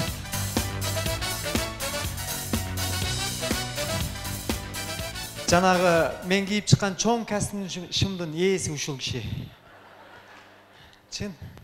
Бирок артист тез кийим алмаштырып турса жакшы экен го, мындай элдер деле алаксып турат экен го. Билбейм, бул киши дагы качан костюм шым алат, күтүп эле жүрөм. Костюм шым алмаштырганда мыносун чечип алайын деп атам, Кудай буйруса. Келиңиздер, албетте жакшынакай тамашалуу күлкүлөрдөн кийин көңүлүңүздөрдү дагы жакшынакай ырларга бөлүп кетсек, азыркы ырдала турган ыр аябай шашылыч, тез ырдайм. Эптеп угуп калганга аракет кылыңыздар. Убакыт ушунчалык тар болуп атат. Ханзадам деген бир тамашалуу иретинде жазылган жакшынакай чыгарма бар эле, ошол чыгарманы тартылап койгон. Кабыл алып коюңуздар сиздер үчүн.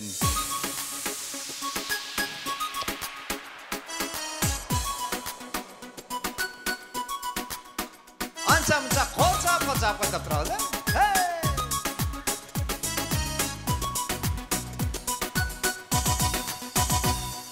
Айлыбызга келип иштет сулуу кара көз. Мен жүрөмүн таанышууга таппай бир да сөз. Мен ордума жөнөтөмүн кошуна бешени. Кошуна бешени өтөчөчөн өктөп салат сөз. Тынбай атып жумушумдан акмалап нары берейин. Мен жөнөткөн кошуна бешен настриясы жок келди. Карабады көңүлүмдүн назик сулуу эркеси. Жүрөгүнө жол таппады айланып нары дере. Ханзадан сулуу ханзадан. Карасам карабайсың. Ханзадан сулуу ханзадан. Карабасам карайсың. Ханзадан сулуу ханзадан. Балким атың айзадан.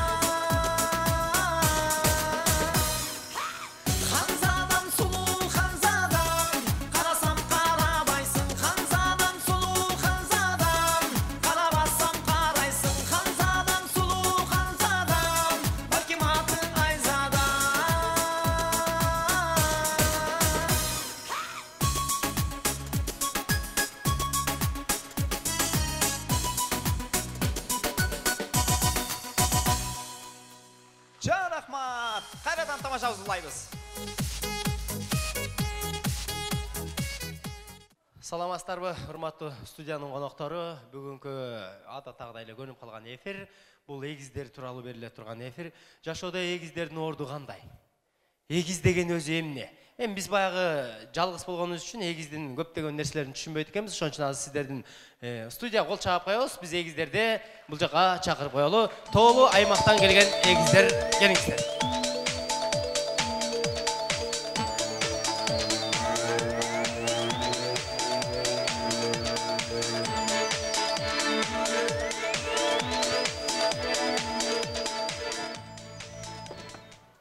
Саламатсыздарбы? Куш келипсиздер. Эгиздер берүү передачасы уланып атат.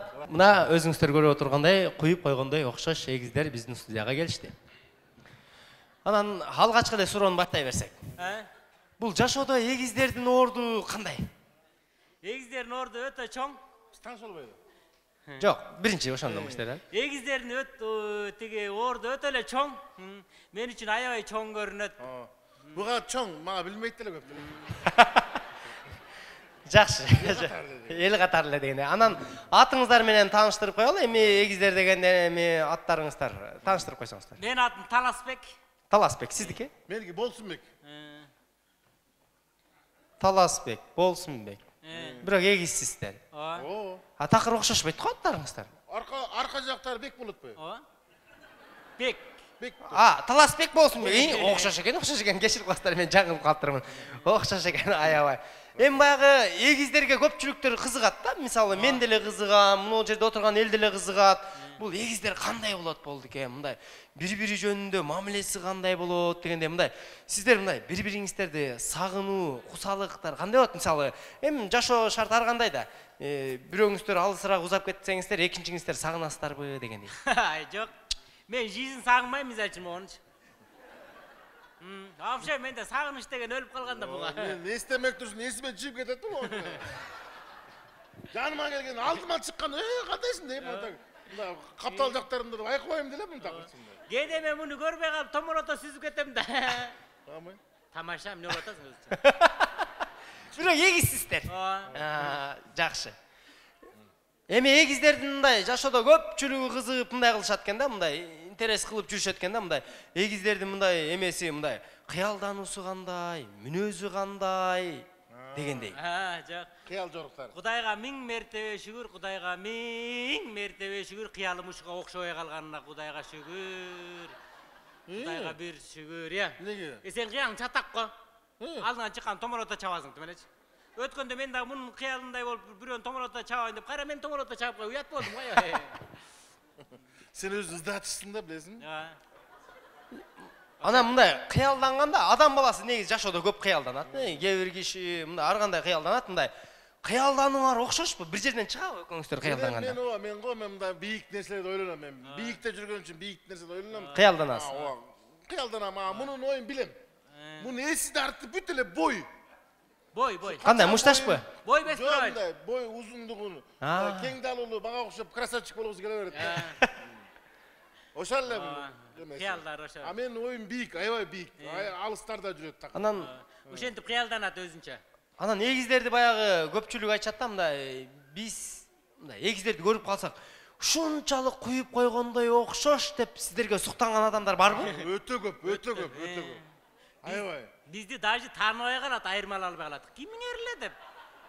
Аттыңыздарды алмаштырып, мындай айырмалайбы? Мага жолукканда сен Талас кандай дей берет да. Таласбек түгөйүм деп алам. Өтүп калабыздан мындай.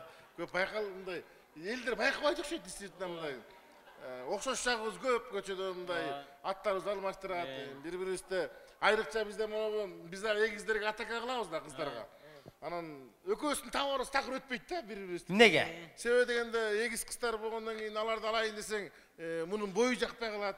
Менин оюм жакпай калат дегенде ушундай бир туура келбей калат экен да. Жана алмаш мындай окшоштукту айтып атпайсызбы эме? Өткөндө бир чоң эле эже мен алдыман чыга алып, "Эй, Болсунбек" деп коет мага. Эже мен Болсунбек Башкамын мен таласпын десем, койсом болсун бегилесиң деп. Такыр болбой койбоду. Ошентет. Мен ошенткенде мен бир жолу кармап алып, талас кандай чоңоюп кетипсиң го деп жаап алып өткенде. Окшоштурат. Аферис. Эми бул бүгүнкү передача бир өзгөчө болуп атат да, мындай башкача болуп атат да. Мен жашоодо көп эле эгизтерди көргөм. Бирок сиздердей мындай нестандартный эгизтерди биринчи жолу көрүп атышым да мындай. Негизинде биз мындай сейрек кездешүүчү эгиздерге киребиз да. Ооба. Ачыгында. Сейрек кездешүүчү. Сейрек кездешүүчү кызыл китептеги эгиздерге киребиз да. Кызыл китептеги. Анан богу ар бир адамда мындай талант деп коет, мына жигитке жетимиш өнөр аздык деп коет. Анан бул эгиздерде деле өнөр болот да. Бул эгиздерде бул адамда. Ар бир адамга өнөр берет да Кудай, жашап кетиш үчүн ар бир адамга оригинальный өнөр берет. Сиздердин көпчүлүгүңүздөр кимиңиз кайсы өнөргө шыктуусуздар? Экөөбүз ба эгиз болгондугу үчүн экөөбүздүн тең мындай кызыгуубуз бирдей да. Ооба. Айрыкча биз мындай кудулдук өнөргө кызыгабыз. Күлдүргүбүз келет да. Күлдүргүбүз келет элди. Кудул. Ооба, кудулдук өнөр. Кудул болгоңуздар келет. Элдерди күлдүргүңүздөр келет. Азыр ушул моментте да күлдүрүп жүрөбүз. Ооба. Күлдүрүп жүрөсүз. Анан менин оюмда мындай кудулдуктун көп түрү бар экен. Кээ бири интермедиа ойноп күлдүрөт экен, кээ бири болсо мындай жеке чыгып алып сүйлөп күлдүрөт экен. Сиздер кантип күлдүрөсүздөр? Биз эме кылып күлдүрөбүз, тиги ордустан туруп эле кучакташып коебуз, эл жыгылып калат. Кучакташканда эле тып кулайт да. Эч ким калбайт. Эч ким. Калып калышы мүмкүн, жакшы сезими жоктор эле калап калбаса мындай. Чувствительный адам сразу кулайт да. Чувство юмору жакшы адамдардын баары кулап калат, анан чувство юмору жоктор унчукпай эле сотко чукулап отура берет. Ооба, кыскасы эме да, зрениясы нормальныйлар жыгылып калат да. Анда мына студияда адамдар отурат, ушул адамдарга бир күлкү тартуулап коелу, келиңиздер. Анда биринчи эгиздерден бир жагымдуу күлкү болсун. Номер. Колду өйдөрөөк кыл. Отуруңуздар. Биз ушинтип эле жыгып коебуз. Чынында аябай күлкүлүү экен. Эми баягы Күмөндөр Абуловду бардыгы таракан деп тааныйт. Манас Бердибековду болсо Вазелин деп тааныйт. Жаныбек Алкуловду болсо Шорпо деп тааныйт. Сиздерди кучакташкан кудулдар деп тааныйт экен. Кудай буюрса, анан кечке эле кучакташып жүрө бересиздерби же башка нерселерди да кыласыздарбы? Программаларды алмаштырып турабыз. Алмаштырасыздарбы? Мисалы дагы программабыз бар, ага окшобойт. Окшобойт. Башкачараак. Көрсөтүңүздөр ошол программа. Кандай? Мындай, мына.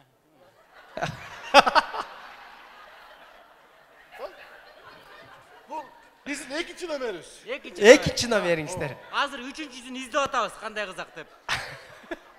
Чыгармачылык менен алектенип дегендей. Жакшы. Өтө сонун. Анан кечке эле кучакташып эле ушинтип өтүп кетебиз деп ойлойсуздарбы? Эми кучакташканга Кудай жеткирсин да. Ооба. Жакалашканга караганда кучакташкан жакшы го. Ооба. Жок, мен сизден сурайын деп атам да мындай.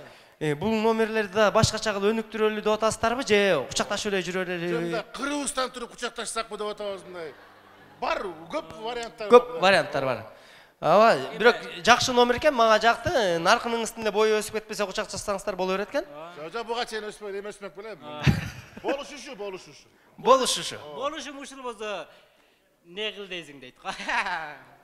Анан мындагы эгиздердин жашоодогу көп нерселер бар, бирок мен багы мындай эгиз кыздарга үйлөнгүсү келген. Аны айттым го, проблема. Жок, проблемасы. Неден проблема болот? Эми күз ар кимдин спорт этип кереги жок экен мисалы үчүн, туура? Мына мисалы үчүн эгиз кыздар келет бизге дайыма эле көп келип атышат, издеп келип атышат, рекламадан көрүпчү. Биз берип койгонбуз үйлөнөбүз деп. Анан мени жактырып калгандар муну вообще жактырбай атпайбы? Мени жактырып калгандар муну вообще көргүсү келбей атпайбы? Анан ошого мындай эми папал маңдайга чыккан ала берели деп чечкенбиз.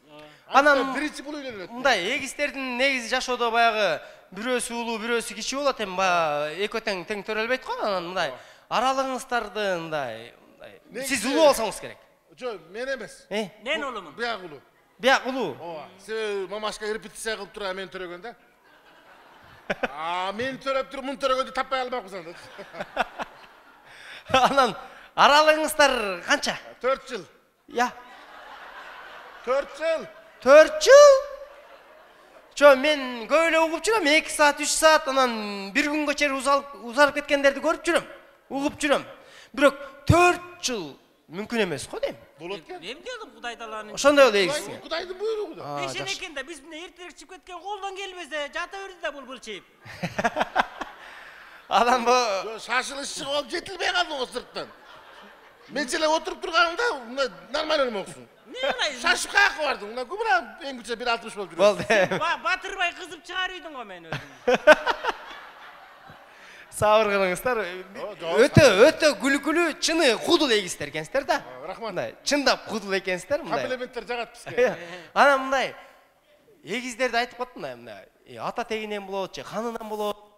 Танан эгиздик сиздердин атаңыздарданбы же апаңыздарданбы кимиңиздерден? Мисалы менде ата жагымда деле, апа жагымда деле эгиздик вообще жок. Сиздеби? Бардыгы жалкылар да. Бизде деле ошондой, мен деле атам апамдын немесинде вообще жок эчтеке. Жок деп аткансың, эч ким Вообще жок. эгиз жок. Жок. Эгиз жеңелерибиз да жок. Силер вообще-то бөлөксүңөрбү өзү? Мен оштон болом. А сиз? Чүйдөн болом. Силер эптеп эле бир передачага чыгыш үчүн эле келип алгансыздарбы эмеспи? Кызык го мына эгиз болуш үчүн обязательно бир энеден төрөлүш керек бекен. Ана эмне кылыш керек? Адамдан бири-бирине мамилеси туура келсе, бири-бирин жакшы көрүп, бири-бирин сүйүп, эгиз болобозо болот экен. Мына көз эгиз болуп эле жүрөсүң. Сен ойласың Кыргызстанга эгиздер аябай керек болот. Сен каяктан билесиң? Мен Токтогулдан. Как раз сен кошулалы үчөн болуп калабыз. Итаң эле нар жакка деле бөлүнөсүң, бер жакка деле бөлүнөсүң, батпайсың го. Анан кошуна үчөн болуп калсак сразу квартира берет да. Жок эми урматтуу телекөрүүчүлөр, урматтуу зал, өзүңүздөр көрдүңүздөр, бүгүн бир башкача передача болду. Анан мен бүгүнкү эгиздерге мындай эркин микрофон берейин. Калот элек. Жаңы жылдын алдында. Жаңы жылдын. Канча убакытыңар?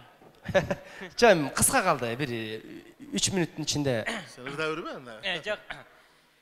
Эркин микрофон, Элим, элим, элим, элим деп жүрөт жээниң. Элим дайым бар болсун, кутту болсун ушул той. Туура түшүнөбүз эми, Кыргызстанда той болуп атып, көнүп калышкан да. Жана айттым го, эртерээк чыгып алганды түшүнө койгон, жетилбей калган. Мен эмне дейм? Сиз айтыңыз. Жаңы жылдын алдында баягы эчки туйт, 2 улак, 2 жылда 4 улак, эчки туйт, эгизди 2 жылда 8 дегендей бардык элибизге ушундай көйүштү каалайм. Чычкан жылында.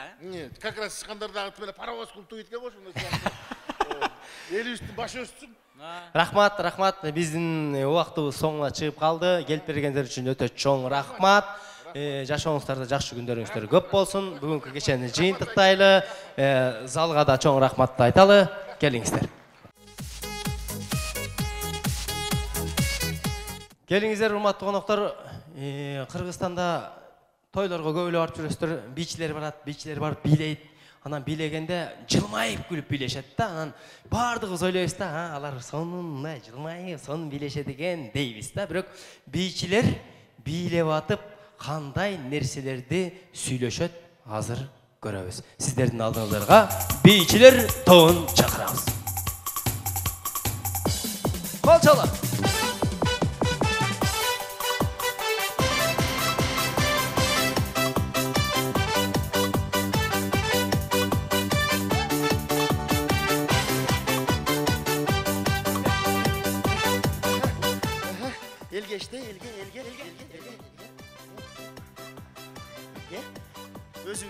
Өзүңүзгө. Так. Кандайсың? Жакшы да, өзүң кандайсың? Эмне кеч келдиң? Базарга бардым. Базарга? Ооба. Эмне алдың? Тапчы. Оппа. Ушинтип да табышмак айтасыңбы? Колготки алдыңбы? Таппай калдың. Эмне алдың? Туфли алдым. Туфли алдыңбы? Мен да базарга бардым. Сен эмне алдың? Өзүң таап алчы, кана. Карачы. Оппа! Жыты кандай экен? Жыты өлө сонун го. Кайсы фирмадан алдың? Өзүбүздүн эле фирмадан. Аты эмне деген экен? Дихлофос. Юля, дихлофос бу. Чымын жолобойт деди да. Чымын жолобой бекен. Ооба. Ошо дихлофостон мага дагы бирөөнү заказ кылып алып берчи. Айланамда акыркы күндөр чымындар көбөйүп кетти. Ошондой болот да. Танда жигиттерден тандайбыз, жигиттерден тандайбыз. Таптыңбы? Таптым. Каерде отурат? Таптым. 7-катарда, 7-местада отурат. 7-катар, 7-месте? Ооба. Ал менин жигитим го. Ой эле. Өткөндө эле эрге тийдим дедиң эле го. Тийдим. Бирок ажырашып кеттим. Эмнеге ажырашып кеттиң? Өзүң элестесең, сага ичкендер жагабы? Жок. Чеккендер жагабы? Жок. Түнкү саат 3:30 жүргөндөр жагабы? Жок. Ага деле жаккан жок. Абела оны эме.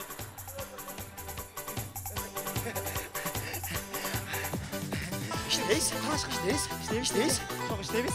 Ana. Eki çıpat. Yemi arka.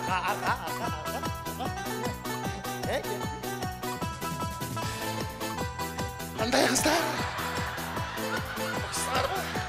Elga ishtaymiz elga. Elga ishtaymiz. Qayrat arqaga ishtaymiz.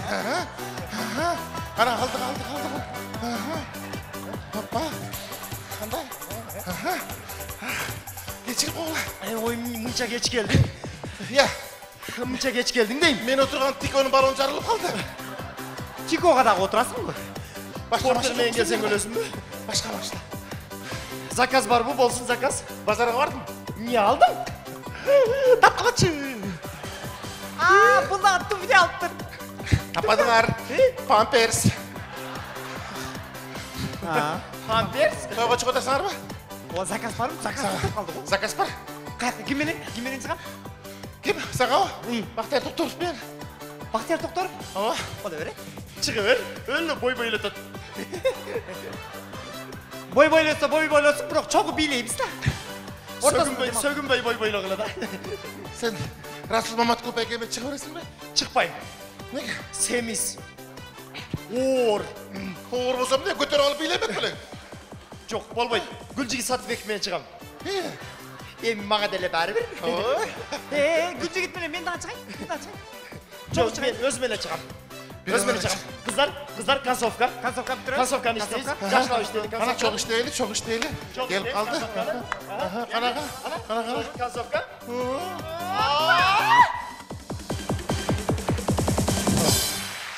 Rahmat. Pulum nenger? Ya, Pulum nenger? annem deydi. Hazır degenin nenger deyim. Ama bütünde biz büt otmaylık mı? Bütkende o şimdi bütesingер be. Ama biz pastanın beynin arkasında büt otkanda de bütöz. Daha bir yolu görsek bula.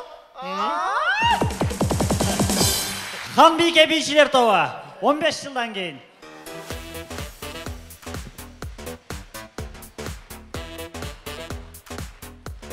Kostyum-shumchan chiqib tele bir salomlashib qo'yaylik. Men erkakman. Assalomu alaykum. Qandaysizlar? Yaxshi o'tirasizlarmi? Kirib kelgan жаңы жылыңыздар менен чын жүрөктөн куттуктайбыз. Сөзү негизи 5 тапан кудулдар тамаша тобунда эң кичинекей кудул менмин. Булардын бар жогу үй бүлөлүү, Кудай буйруса, мен дагы ушу сүйлөшкөн кызым залда отурат. Сиздер менен ошону тааныштырып коеюн. Себеби дегенде баягы жылдыздар өздөрүнүн аялдарын көрсөткөн аябай модага айланып кетти биздин мамлекетибизде. Арка жакта отурат, светти жандырып коюңуздар. Ке ордуңан туруп кой. О, эң аркада турат. Алдап койдум. Ушакка мынча жакынсыздар. Жок эч ким. Кудай буйруса эми болуп калат. Ушундай сиздер көп-көптөн келип билет алып турсаңыздар, Кудай буйруса биз дагы үйлөнүп калабыз. Азыр эми жакшынакай күлкүлөрдөн кийин назарыңыздарды жакшынакай ырларга бурабыз. Тосуп алыңыздар. Азыр мыкты дуэтти алдыңыздарга чакырайын деп турам. Себеби дегенде 2019-жылы YouTube'да миллиондон ашык көрүүчү топтой алган. Ырчы, аранжировщик Ринат Кадыров деген агабыз жана ошондой эле Рахман Разыков агайыбыздын кызы Гүл Майрам Разыкова эжекелерин сахнага чакырабыз. Тосуп алыңыздар.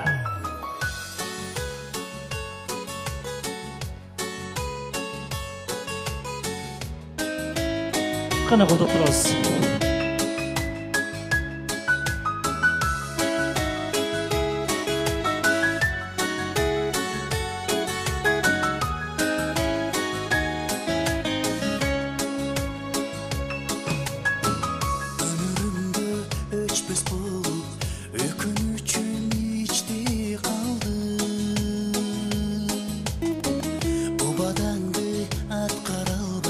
Уландырып кеттиң жан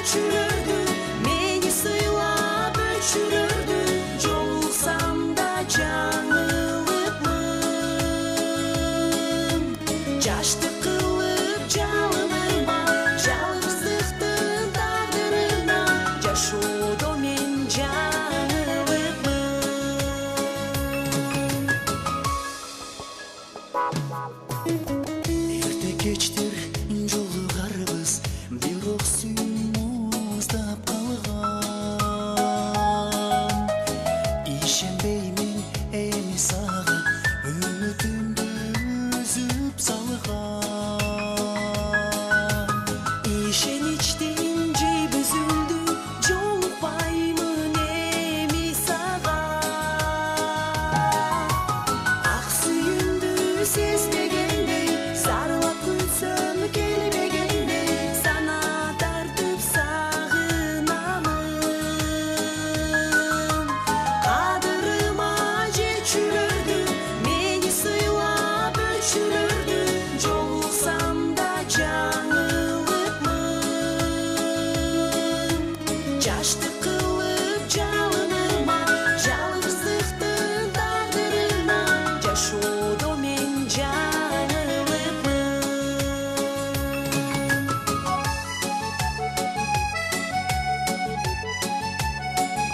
Кана кылып турабыз.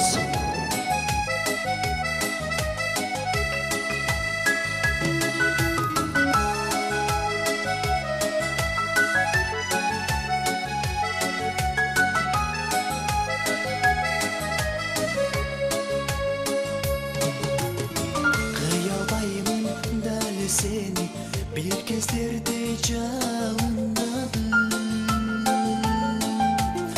5 жыл бою бирге жашап өмүрлүк жар боло албадым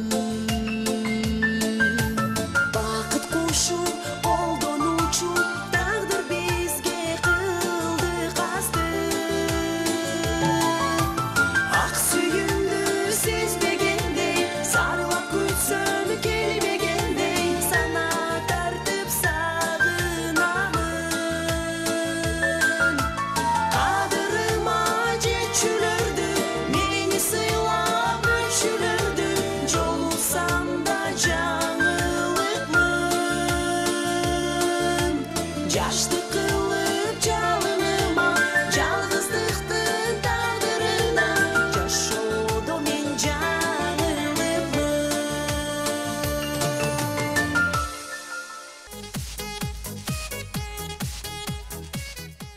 Чарчабадыңызбы? Hayır, rasa çatçadım. Kayaktan geletkanımdı biliyorlar gerek ha? Kayaktan geletem.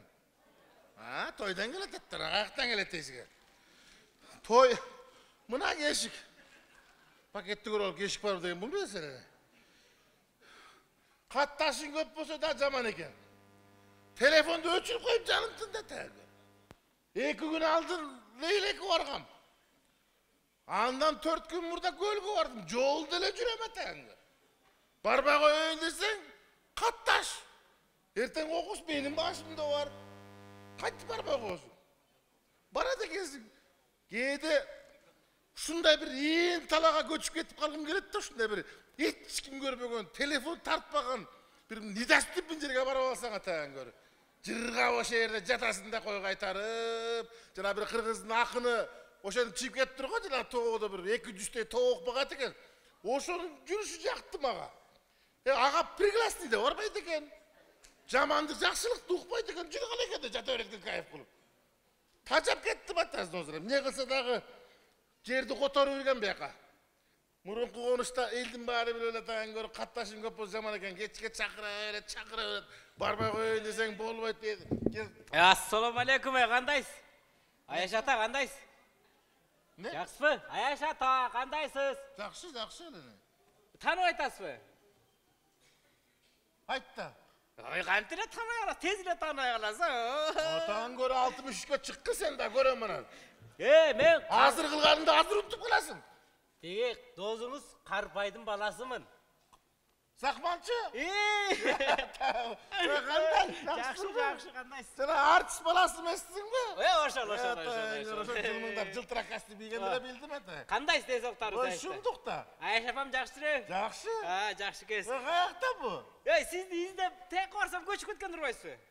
Биякта жана экинчи балам алып бербеди бул үйдү. Сону ялтыр. Кут болсун Аяшта. Рахмат эле. Анан сизди издеп келген себеби Тынччылыкпы? Тынччылык. Баягы атам тияка кетерди. Ошондо айткан, тиги Аяш атаң менен катташып жүр. Колуңду үзбө Аяш атаңан. Al menin dozum кичинекейимден бери чогуу Albatta öyle. Kırgızda жақсы söz var. Atan ölse de ölsün, atаңды көрген өлбөсүн de. Өлбөңүз сиз вообще. Hareket kılam da çemem. Kuday bilet de. Анан айышта мындай. Тиги балама сүнөт той берип аткам деңиз. Анан ошого кой Аяш атамба өз колу менен апарып берейин деп чакыр билет алып келип калды Аяш ата. Baralar bekem balam.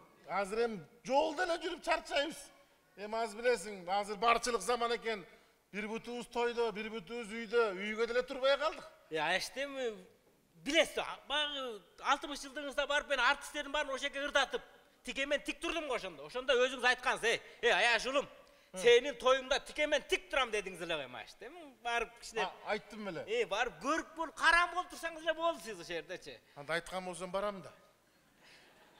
Barasız mı?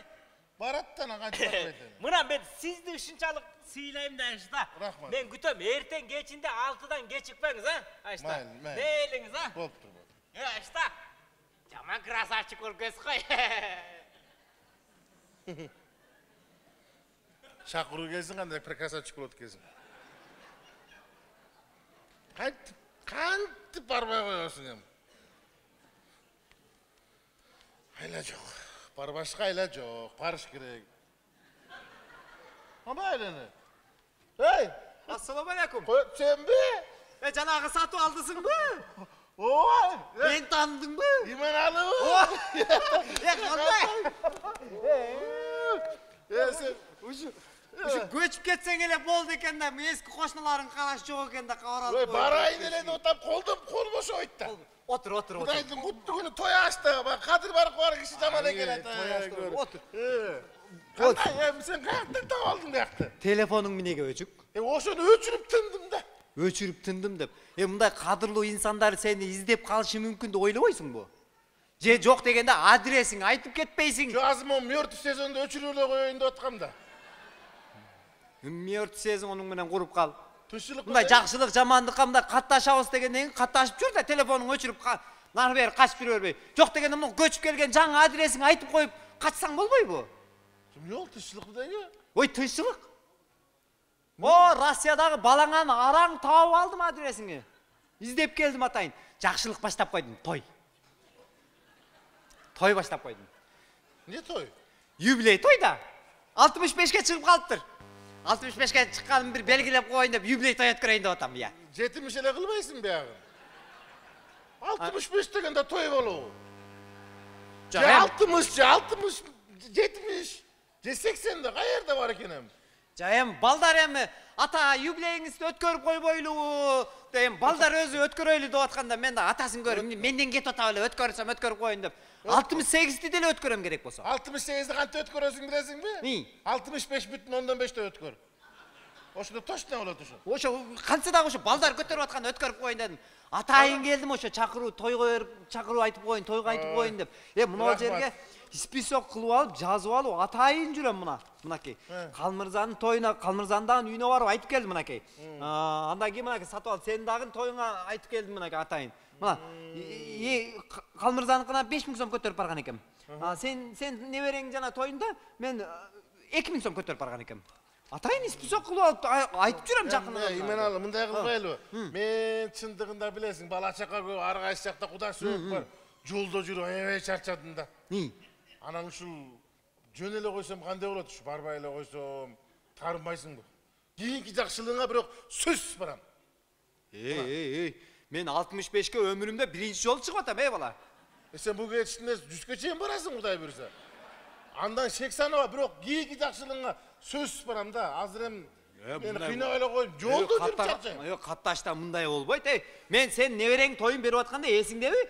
Неберем тоюн берип атам дегениңен бир күн мурда келип казан аяктарды ташып, тоюңу өткөрүп, анын эртеси күнү казан аяктарды ээсине таратып, анын эртеси күнү аялдарыбыз алып кетпейби эле той бүткөнү качан деп. Ден соолук болбой атат дем. Сенден ашып келсе 2 жаш күчү. Сен той, ооба 2 жаш күчү экенин билем, тең түш эле болуп калдык да. Азыр 60 жашты сен 65 таарынасың мен барбай. Кычындаган убакытты сен ден соолугунда жашыбызды алдырып койдук дебе да. Таарынасың барбай. Барбасаң таарынам мен, конечно таарынам мен. Сен тоюңда мен тикемен турган, меникинде сен турбасаң сен ордуң билинет. Кана тигиниң дейт да. Қой барбасаң болбойт. Мына біз оқып атайын, жазып жүрем мына. Мына Қалмырза сатып алды, бүт жазып алып келген мен. Мындай эле кылбайм ба? Мен ошол 2000 сомду бияктан эле кошуп берип койбойм бу? Сен келди деп койбойсуң бу? Қой, Ошондо эле, ошол эле калып чыккан. Кеп, 2000 сом өзүң барышың керек, болбойт аны барбасаң. Мен экимке мына.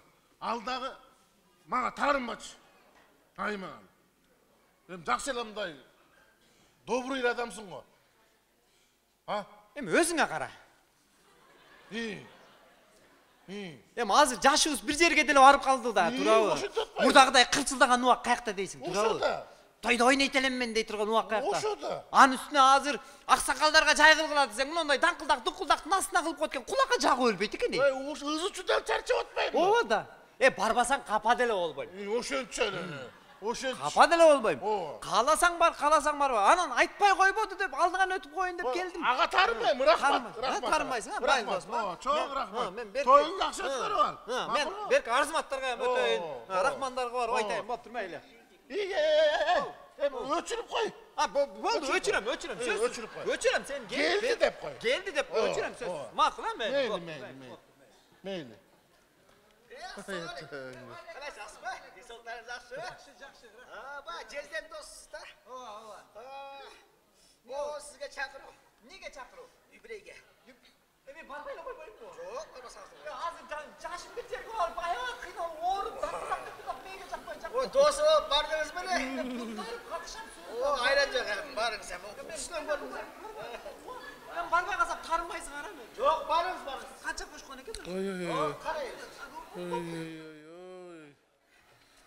Ассаламу алейкум. Бері берші. Қандай сезді? Жүректі қарматпайлы сразу берші. Берші. Düşünüp duram.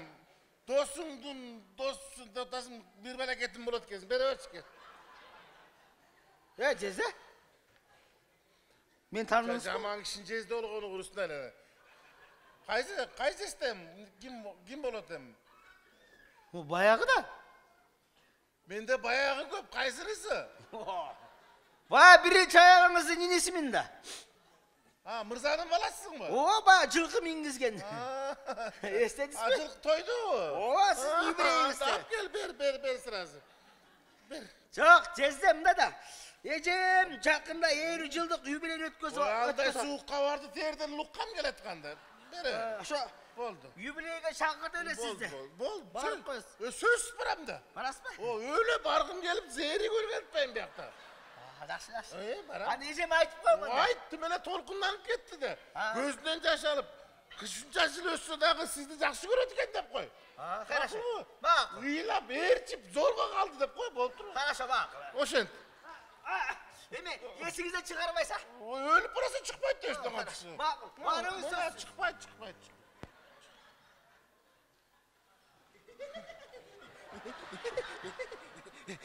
Жаным, қандай екен мынау көйнек? Я, үшіні киіп барсам болады ма?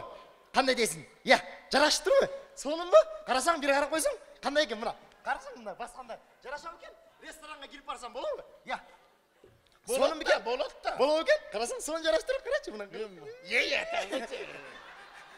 Қарашы, соның көйнектер көп екен, аябай көп екен. Қоя тұрсам өлгенді, бір жақта тойға шақырулар келіп атады. Сен көйнек алғаныңды қоймайсың әлі. Не оптыр? Не оптыр? Мен қоя тұрмайсың шыға, жетет қамын оғы. Мұруқы geçen burada günü giygen көйнегімне айырылып қалды далыстан мұнымдай болып. Айырылған жоқ? Ал киердім, қайрап не алып отырсың мұны? Аберес? Туятаң. Аберес? Дағы алберес? Аберем. Аберің? Мен сізге киім үшін тигемін. Мен сіздің қарып қалғаныңызды қарамастан жаш өмірімді сізге арнап тидім.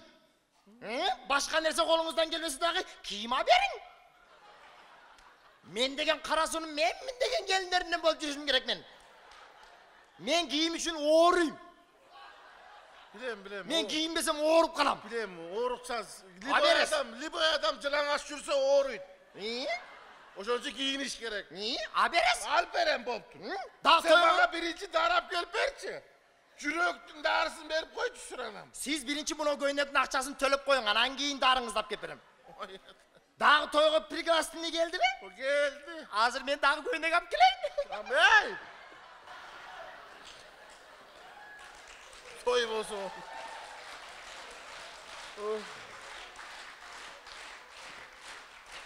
Hiç kim yok çakvarın ölü olsa. Assalamu alaikum. Aleykümselam. Qandaysiz? Yaxşı. Жаңы qo'shnasiz da. Biri bir tek aytkan. O menden anne. Cöndele gelip yaşa vermek bilen bir yakta. Атам айтат эле да мындай, qo'shnilar менен аябай жакшы мамиледе бол. Алыскы туугандан жакынкы qo'shni артык болот. Ataң bir жаққа кеткен бе? Я. Ataң сапары қарған мı? Жок, дагы деле бар. Бар mı? Бар. Өмүрүн берсин. Сиз да ошонун жашына жеттиңиз, 80ге чыкты. Құдай ұрса, 17 жылдан кейін кирип барам жанына. Барыңыз. Анан айтат эле, ушу киши айта берет эле да мындай, qo'shna менен жакшы болсоң, үйүңө ууру кирбейт. Qo'shnadan башка. Uğur hiç yoktu, alısından gelmeydi de. Жок. Seni bilgen adam öyle uğurdaydı da. Жок, qo'shna катташкана келет. Анан башка ууру-пуру болбойт дейт эле. Manisi ataң hem danışman kişi olur eken de. Tuğra ayttıdır hem bağı. Koşnan menen kattaşındı kalın kılsan sanağın tınç degen gep da. Ошон үчүн qo'shna менен катташымды калың кылып коеюн деп, атам 80ге чыгып атканына байланыштуу сизди тойго чакырып келдим. Анан бул пригласительный такыр башкача. Келе турган ырчылардын бүттүк, тамак-самактан бүттүгүн эмес. Эми ырчыларды Кудайдын кутту күнүндө көрүп атам. Тамак ичип атсаң маңдайыңа келип, мүт азабыңды берет. Анан жаңы кошулар менен барып тойдон таанышасыз дегендей. Анан менин багы баламдагы сүннөткө отургузгам. Анан 80 жылдыкка кошуп эле бир той өткөрүп коеюн деп, ошо сүннөт тойдун да чакырсын берип коеюн сизге. Бул башка күнү. Жок, ошо бир эле күнү. Чок эле. Чок эле. Жакшы. Анан дагы күтүп отурбай, үй дагы бүткөн. Ошо үйдүн дагы чакыруу кагасын берип коеюн сизге. Канчадан кылып атасың? Ата кесип кой. Жок, кошуналар менен бир 30 миңден ойнойбуз дайыма эле. Биягы давление турбайбы? Анан дагы баягы бизде деген бир Ошака салба түшүр анам эле. Жок, сиз эми жаңы кошуна болгон үчүн мындай эми кыйналып атасыз да, болбосо түшүнүп калмаксыз. Бул дагы түшүндүм. Түшүндүм. Жакшылыгыңар экен. Жакшылык. Түшүндүм. Анан жаңы кошуна экенбиз. Таттуу ширин кошуналардан болалы. Баягы бир ок менен 2 коюн атат дечересен, 2 коюн эмес. Чачман менен шок токшойсуң ата. Чачман менен эле уруп коелу деди. Барам. Бериңиз. Барам. Барыңыз. Söz. Кошуналар менен жакшы мамиле катташыңыз. Катташам деле. Кошунда деген улуу нерсе. Сапарын караса биринчи жагыңды кошунан тагатты. Canım, bugün mınanı giyin ha? Erten mınanı giyin. Kanday değilsin? Ya. Oşundayı. Ha? Oşundayı. Oşundayı ha? Anam giyin mınanı giyin. Giyin tutuyor ha? Giyimdi giymeyle koştum. Hazır moda oluyordu tutka giybegen. Al muzeyde moda oluyordu da. Toykanada kaça buluyordu eken? Toykanada bolup kalat çakında. Eti gibi koşnam niye geliptir? Ya. Koşnam niye geliptir deyim? Ne gelmeye la toyga çakırıp geliptir. Dağı toy mu? Yaş kesimde toylar kalıp bilet ola hiç daha köyde gelip geliptir bayım. Darı berçi, cürektün darısın, sakardın darısın berçi. Şekerdin darısın ber. Şeker? Hazır canım, men vraçta aytıp koyamın. Ağa çen sen akçaڭı rastap durчun, men magazin jabıp kalekti barıp. Kandayla magazin beri öğret şu aylana. Evet ha. Assalamu alaikum Aksakal. Aleykümselam. Kim törü otat? Mümkün öyle otattı aytkandır. Töregen hiç kim yok mu? Yok aylana kalktı. Kudayga şükür. Kıynalıp kalmasın deyip şey etip gelsek. Bir jarım uğru ata ondan Men uğru atam. Ha siz mi? Bol tekşeriyoruz Aksakal tekşeriyoruz. Oy ben bilem uğru. Cinde olup koyamın değil mi öyle? Aksakal meyiniz var eken ha? Boluş gerek. Ne oldu? Ben bilem uğruğan yerim değil mi lan? Oy oşansa da tekşerip koyuş gerek, dalil gerek bizge. Ape? Öldün uğruğu dalil farklı. Men kulağıma salmayla tekşeriyorken durmayın mı? Keşir koyasın, yemede okukam da. Ne kılasın? Ben bilem de mi uğrum değil mi lan? Cüreğiniz yok mu Aksakal? O zaman da cürektün vapşe gereği yok boladı. Aksakal ölüp kalgan okşayız. Oğuzuna taş. Amne sokmaydı жүрөңүз. Sokmaydı da neden üstünde katır olsan? Taş tüpün bir akta o. Keşir koyasın. Oy jönele koy, ben bilem orugan jerim. Oy men sakarım götürülüp davlidem götürülüp da. Boldu. Bol jönele su ver bunda. Boldu, vaqtılуу мына азыр айыктырып сизге суу беребиз. Так. Onu sizde aksakалдар bizge gerek. Qarısı vardı, ırısı var dediler. Darısı koşulgan. Alınız. Toz süyle öyle alıyorsunuz. Toydan çarçadım şöyle. Toydan çarçadınız. Sizin peşeneğiniz jarık. Men atama okşagan kişi ekensiz. Köp kişinin atasına okşoşmun o. Жақсы күндерде жүрөйлү аксакал. Рахмат. Катташайлы. Наркы эрки кылалы дегенде туурабы? Сиз мага жактыңыз. Оорубаңыз. Эй, арылар биздин келечегибиз. Ушулардын батасы менен жүрөбүз. Ошон үчүн аксакал кийинки 6-күнү баламдын сүннөт тоюна чакыруу кагаз берип коюн. Жақсы күндерде катташып жүрөйлү аксакал. Эми адам. Тарагылы. Canım canağını alsam kanday ola. Sakal.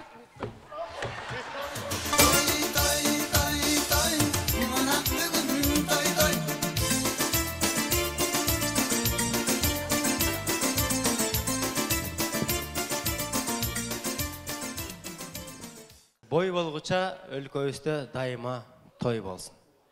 Тойдун жакшы жактары бар. Тойдо адамдар деген бүгүнкү тойдо деген Кыргызстанда той болбосо Кыргызстанда эч ким калбай калмак. Баарыбыз мигрант болуп кетип калмакпыз. Кыргызстанда тойдо камерачы иштеп атат, сүрөтчү иштеп атат, сүрөт саткан кыз иштеп атат, бизге окшогон артисттер тамада болуп иштеп атат дегене баардык өнөр адамдардын багып аткан кыргыз эли дайыма бар болсун дейли дагы.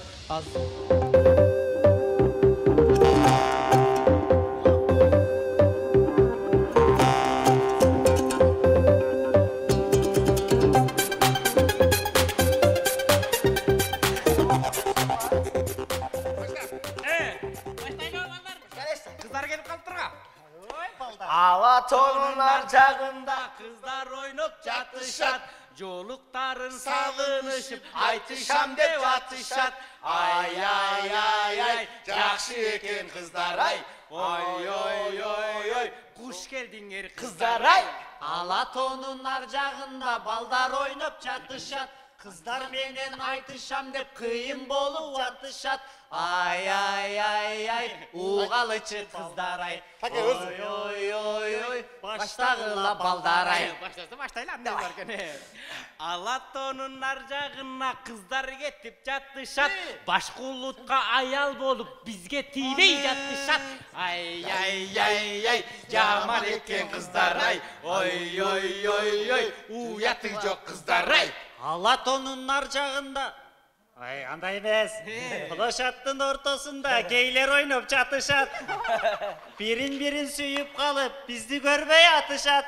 Ay ay ay ay, жаман экен балдар ай. Ой ой ой ой, уяты жок балдар ай. Alatonun arcağında kızlar oynap çatışat. Ondan bala törö desek töröbeyinip çatışat. Ay ay ay ay, figurasın saktaşat. Oy oy oy oy, törö göndөн kaçışat. Özüngөн görem. Alatonun arcağında balдар ойноп атышат. Үй бүлөсүн багыш албай четке качып атышат. Ay ay ay ay, anan kандай балдар ай. Ой ой ой ой, көңүл бурбай калдыңар. Alatonun arcağında kızlar oynup çatışat. İçkimin joğu düşüp bizden görüp çatışat. Ay ay ay ay, jaman eken kızlar ay. Oy oy oy oy, uyatı yok kızlar ay. Alatonun arcağında mınalar oynap çatışat. Milyonların joğu düşüp izdep tapay yatışat. Ay ay ay ay, jaman eken baldar ay. Oy oy oy oy, uyatı yok baldar ay. Alatonun arcağında elder oynap çatışat. Ул kızından ümit kılıp Bizdi gütüp atışat. Ay ay ay ay, oylan onu yaşlar ay. Oy oy oy oy, oygun kula yaşlar ay.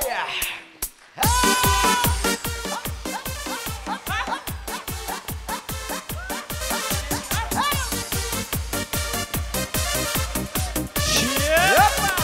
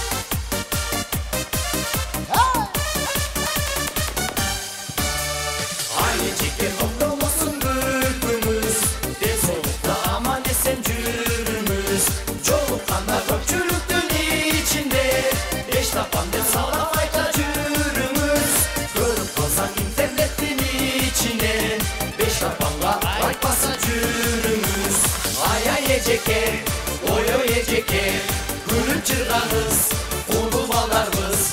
Ay ejeke, oy ejeke, gülüp çırganız, ulu ballarımız.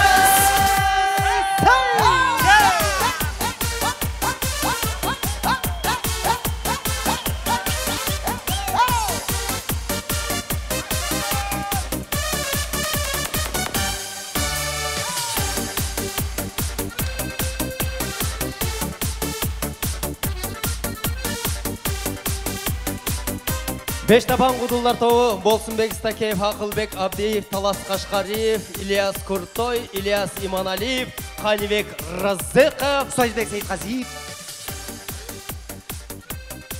Келип бергендер үчүн өтө чоң рахмат. Сиздердин кол чабыңыздар бизге батадай сезилсин. Бул кол чабуулар канчалаган таланттарды бийиктерге жетелеп алып барып, канчалаган таланттардын багын ачкан кол чабуулар. Кудай буйруса, сиздердин дагы ушул кол чабыңыздар бизди дагы бийиктерге жетелеп алып барат деген терең ишеничтебиз.